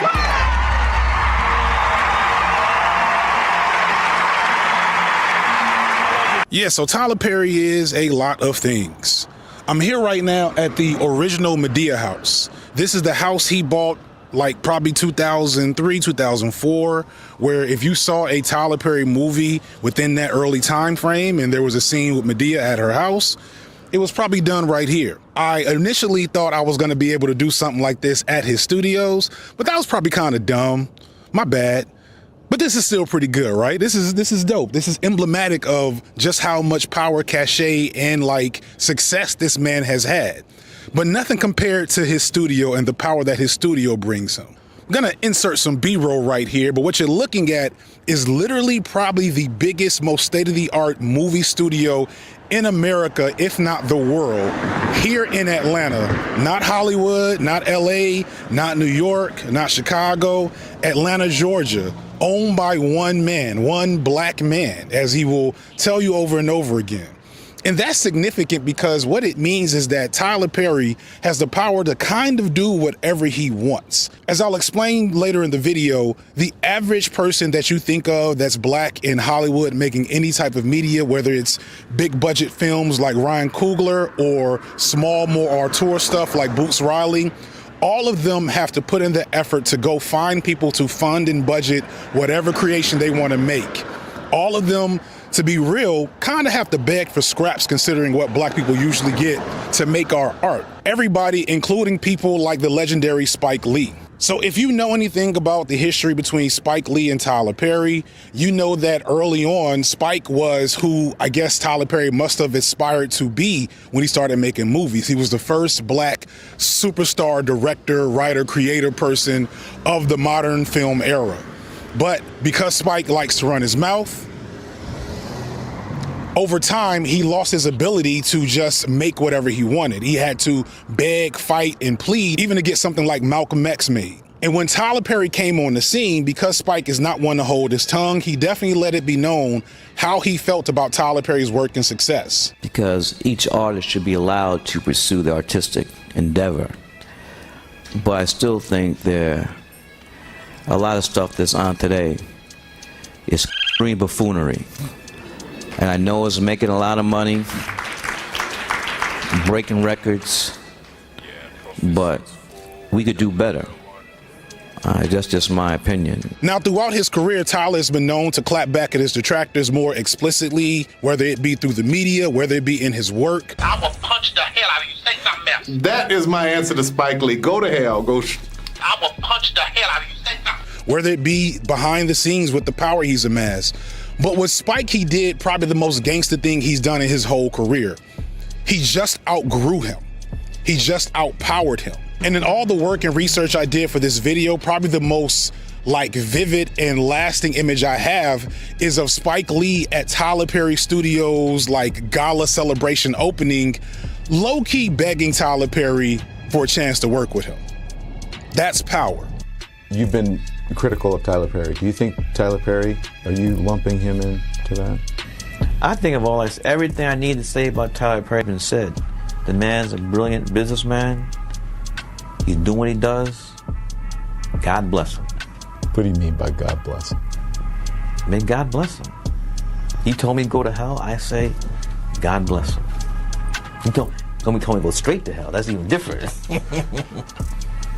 But do you God bless him. A few moments later. One of the most important things that happened is you named the soundstage after Spike Lee. Listen, I don't care if you got beef with somebody, that is what it is. But the truth is, you cannot deny what he has done in the film industry and how he's been on the forefront to help me and everybody else get to the place where we are. So, you know, Spike called me a few years ago, man. He came to my house, flew down to Atlanta. We sat down, we had a great conversation. And the beauty is, that's what I'm hoping that people will understand. Like when Oprah and I worked together, it was a huge moment. But this moment for me and Spike is a huge moment. So I'm hoping that we as people start to come together and understand that, hey, everything's all right. Everything's cool. You can have your opinion, I can have mine, but we all are going in the same direction. So I just wanted to honor him for what he's done, man, for sure. What do you say about that? Look, I love Tyler. You love Tyler? Yes. People don't know this, but I went to his house. Did he tell you? I know he told you. I just tell you, I wasn't going to front. I mean, I was going to... No, we're cool. Yeah. We're mad cool now. Yeah, you're mad cool. Yeah. My criticism of him was just the imagery. All hell, crap, Actors, catch me, baby. I'm a fly. Can I fly? I can't fly, girl. Watch me fly. For me, it was just taste. He has a way to see stuff. I see it differently. He's doing a great thing. We're cool. You're cool. We got no drama, no friction, and one day we might work together.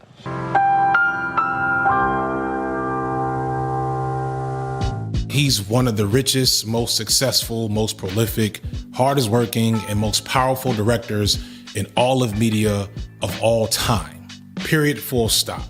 There's no joke there. There's no pithy way to undermine it. That is just the truth. And I don't mean just black director. I mean director, period.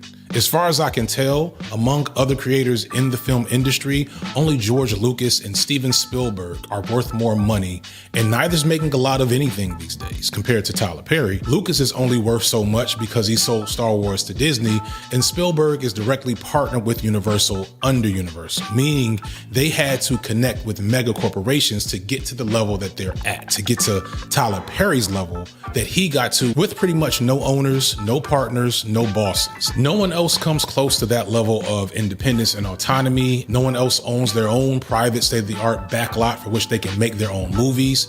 No one is close to Tyler Perry's level in all of media, except for maybe Steven Spielberg, the man that gave us E.T., Indiana Jones, Jurassic Park, and so many other classics, along with George Lucas, who gave us the Star Wars Extended Universe, and then Tyler Perry. Tyler Perry has directed 14 different films starring his original character Medea, a 6'4" caricature of a large elderly black woman loosely based on his own mother and aunts that he dresses up in drag to play. All that said, if Tyler Perry has no masters and got all this money and power on his own, shouldn't he be universally seen as a great black inspirational figure? Shouldn't he be off limits for a video like this? Those of you new to the channel might figure that I'm just going to clown Tyler Perry for how bad his movies are. The bad acting, the bad wigs, the bad plots that seem like they're not fully planned out halfway through his films. And yeah, we'll be doing a bit of that. I'm not gonna lie. You maybe even are expecting some mild misogyny and homophobia, since that tends to be where a lot of people take criticisms of Tyler Perry, considering his presentation in the media and what he's most known for, i.e. essentially a drag performance. Not to mention the recent accusations of sexual misconduct that have come from multiple other men. That's something I'll get into, but I'm gonna try to address that tactfully because my goal is not to just use low-hanging fruit to tear this man down, because I don't want to tear him down. There's black folks out there who feel like you should never talk bad about someone black and successful, regardless of the dirt they do. And I also know that someone in the comments is gonna say, how can I say anything bad about Tyler Perry considering how much he does for black people in the black community? Does he?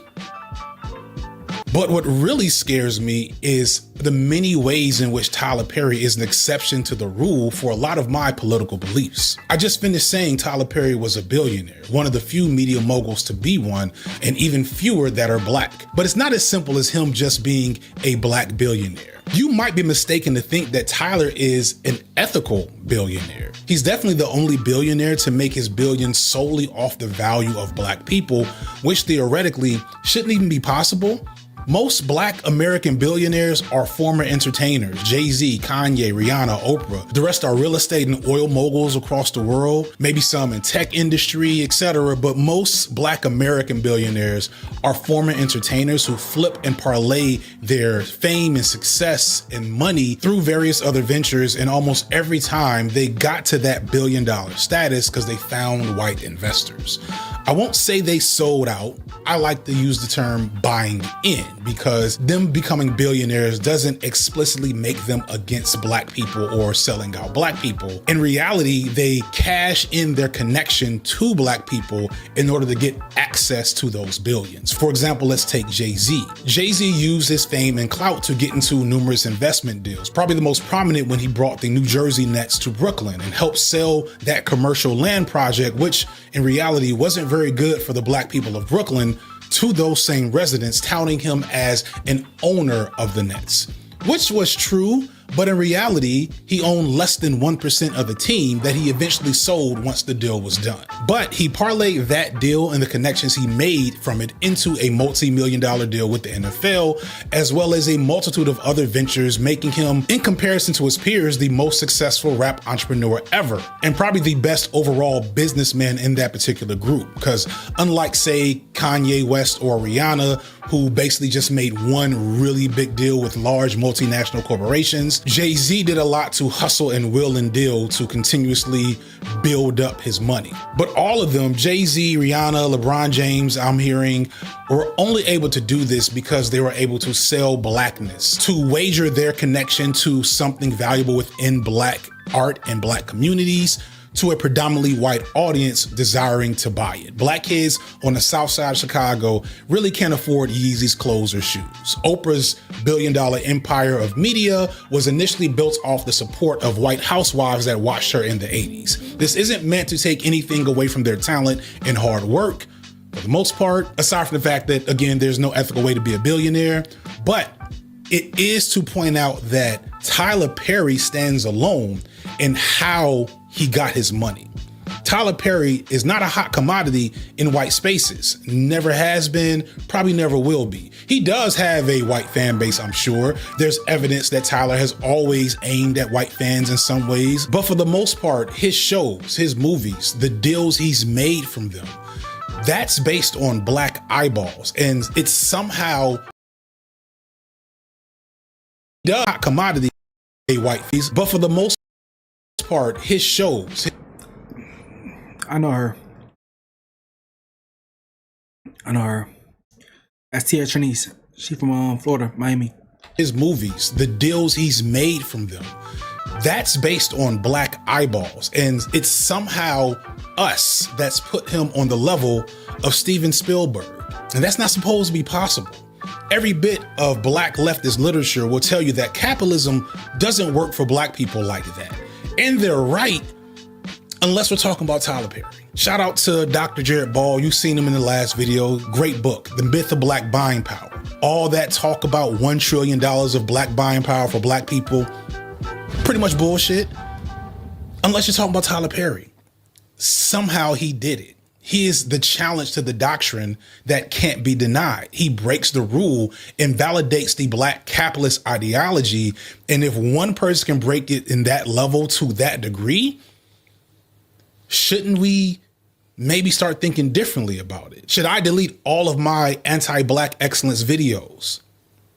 Let's revisit this in a few hours. Before we get to that, we first have to explain what Tyler Perry is and why he's important and relevant to the nature of not just black media in this country, but the black experience as a whole. Why his story is on one end inspiring and in some ways horrifying, and why you should care and why you should listen to what I have to say about it for however long this is. If we're just getting started, I don't know what number is right here, but I figure it's probably a lot. And it's a lot because there's so much that we have to talk about. There's so much I want to say. And that's because, yes, this is the Black Media Breakdown. Dragmatic.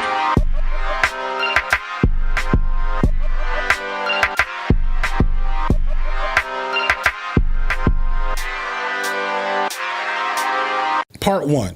Black media has a problem. I want to start out with a bit of personal lore. We'll get to Tyler in a second. We got to establish some things and lay some groundwork. And with that, maybe tell you a quick story from my own childhood. A story that probably explains why I am the way I am when it comes to Black media, in fact.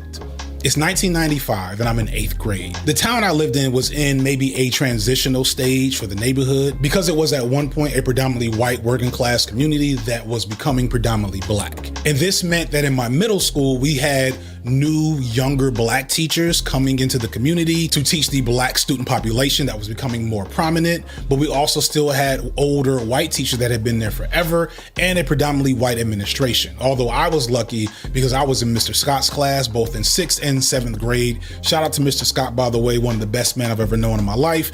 Sadly, Mr. Scott could not save me from this coming canon event in 8th grade. This is before DEI or critical race theory or even just race consciousness in how we organize schools a lot of times. So a lot of these white teachers that were still in charge were just not socially equipped for the predominantly Black student population they were dealing with, but they were trying. The problem was that they didn't know what they were doing, so some of those tries were really bad decisions and them trying to cross a cultural divide that they didn't fully understand.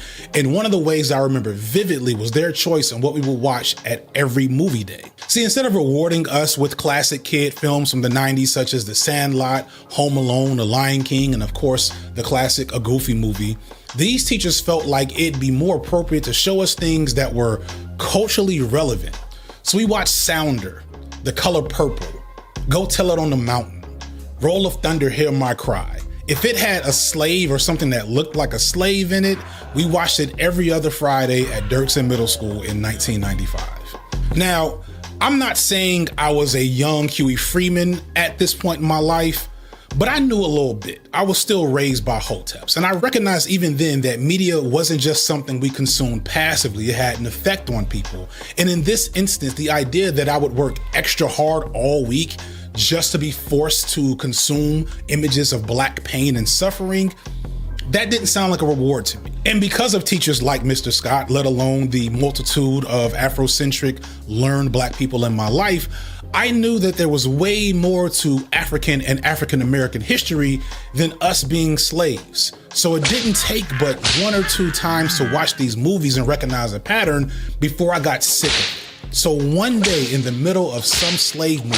I stood up and said, why are we watching so many slave movies? This was an odd outburst for me because I was mostly a quiet, well-behaved kid, but here I was interrupting movie night. I don't quite remember what happened next, but I know at some point I yelled that we could be watching The Lion King, and that was the last thing I said before I was sent out the room. I was sent to the room where kids who misbehaved or didn't do their work were forced to sit during movie day. I was sent to the punishment zone. The first time I came there, I remember one of the younger Black teachers being confused as I was one of the good ones and I didn't belong there, but there I was, and there I would remain every movie day for months to come. I remember the days before movie day asking what we were gonna watch, and whenever I found out it was something with slaves in it, I immediately just knew to go to the other room, and I would bring some comic books with me, maybe a Game Pro magazine, shout out to all the elder millennial gamers that even know what that is, and I would just chill out for an hour in the bad kid room. It wasn't until many years later that I revisited those moments and realized the low-key racial trauma in all of that, both in how the white teachers who weren't bad teachers, they weren't overtly hateful or racist, but they had little understanding of the harm that they were engaging in. But also I recognized how the Black teachers either didn't think to speak up or maybe weren't in a position to. They had no capacity to control the situation. But more importantly to this video, this is only possible because of a bigger problem that was going on. The problem was if they wanted to show these Black children something that looked like them and connected to their reality, there wasn't much for them to do.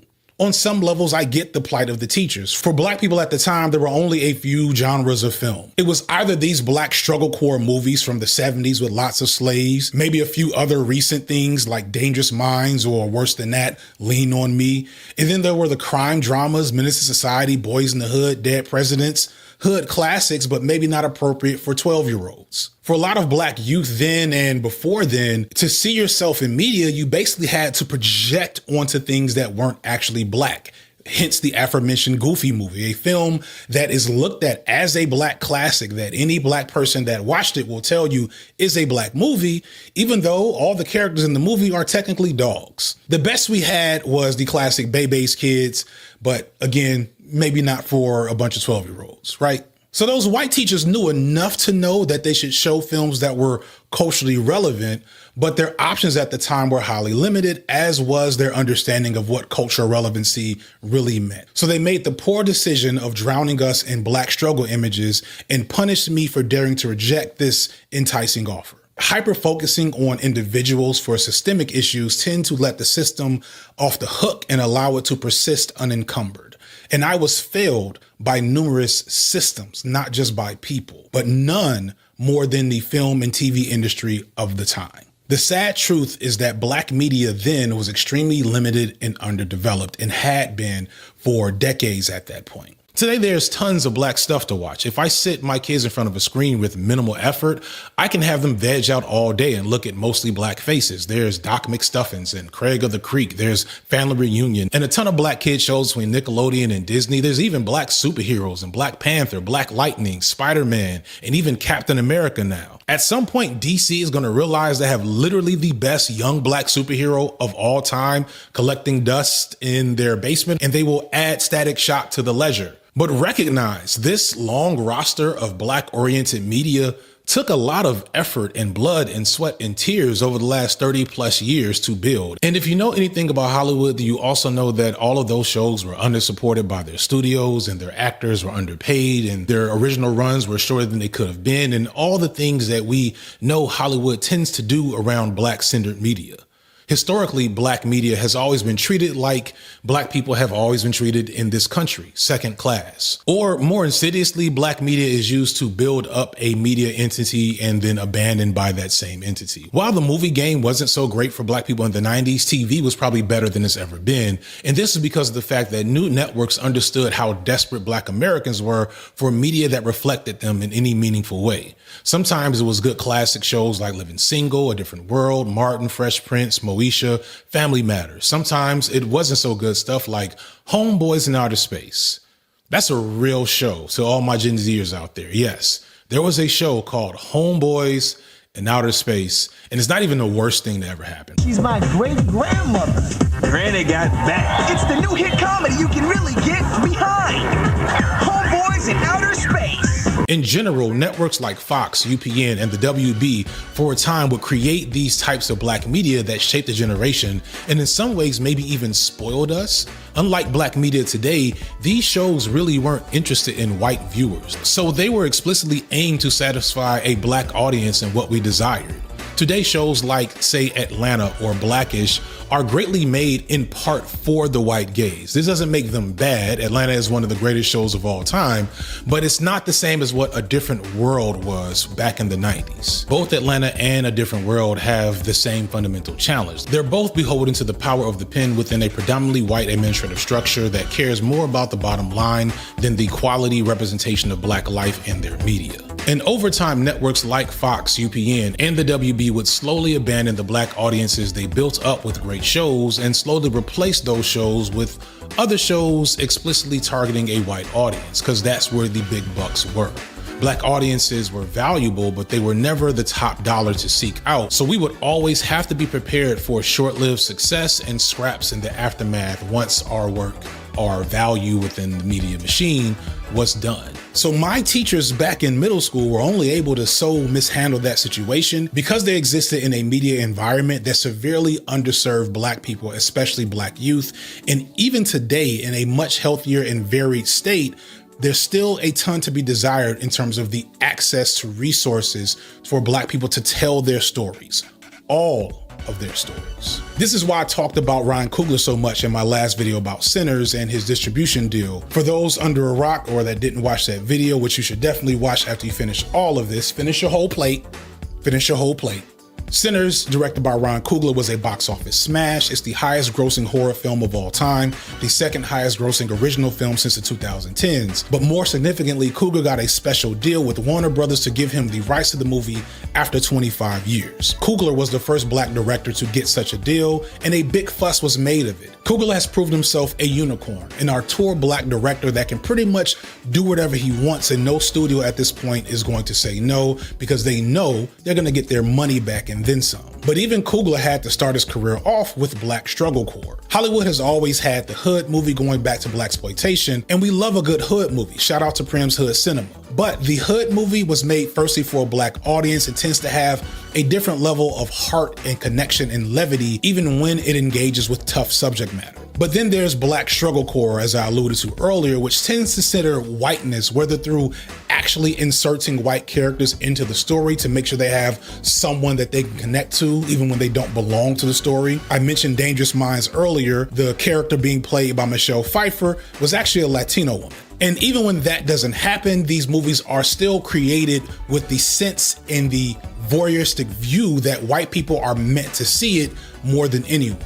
Doesn't mean that they're bad movies. In fact, the challenge is that they tend to be very well made, very engaging films. Fruitvale Station is amazing. But the nature of Fruitvale Station's story hinges on humanizing this victim of police violence, showing us the fullness of Oscar Grant's reality, both good and bad, before his life was snuffed out. And that's not a story for a black audience.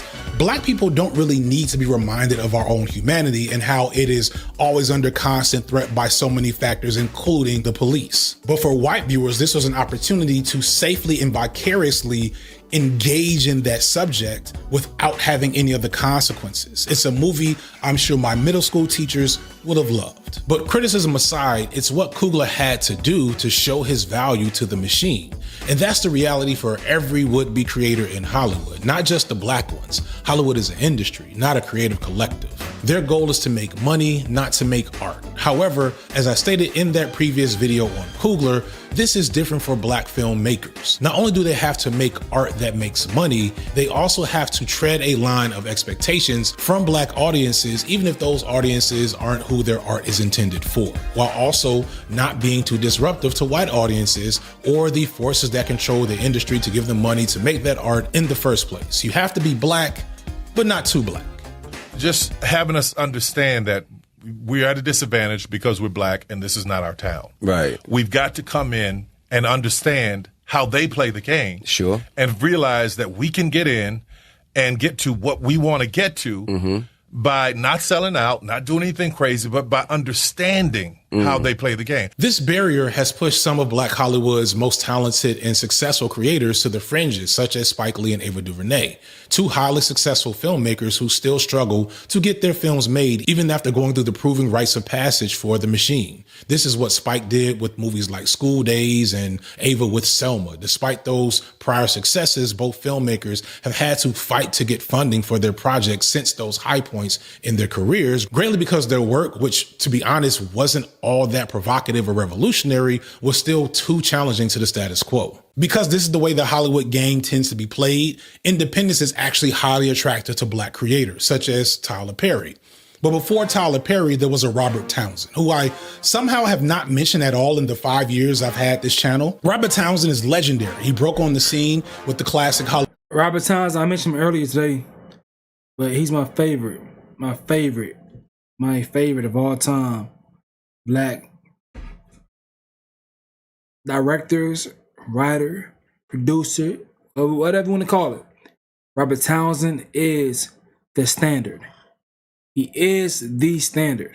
Would shuffle, a movie he financed on his own by spending up his savings, maxing out credit cards and making everything dirt cheap over the course of a year, while also somehow finding some of the most legendary figures in black media today before they got big. And the movie itself was a direct critique of the experience and plight of black creators in Hollywood, featuring such classic scenes as the Black Acting School, where black actors are taught how to act black by white people. It's amazing. It explicitly addresses that uniqueness of the Black Hollywood experience, that added Black tax when you want to be a creative and get access to prove yourself to this machine. Because it's not just proving your ability as a creative, it's also proving your Blackness and your willingness to utilize Blackness in that specific way that the machine finds valuable in the moment. I can't do this. What do you say? So you can't do this. So what are you talking about? You can't do this. This is not the kind of acting I wanted to do.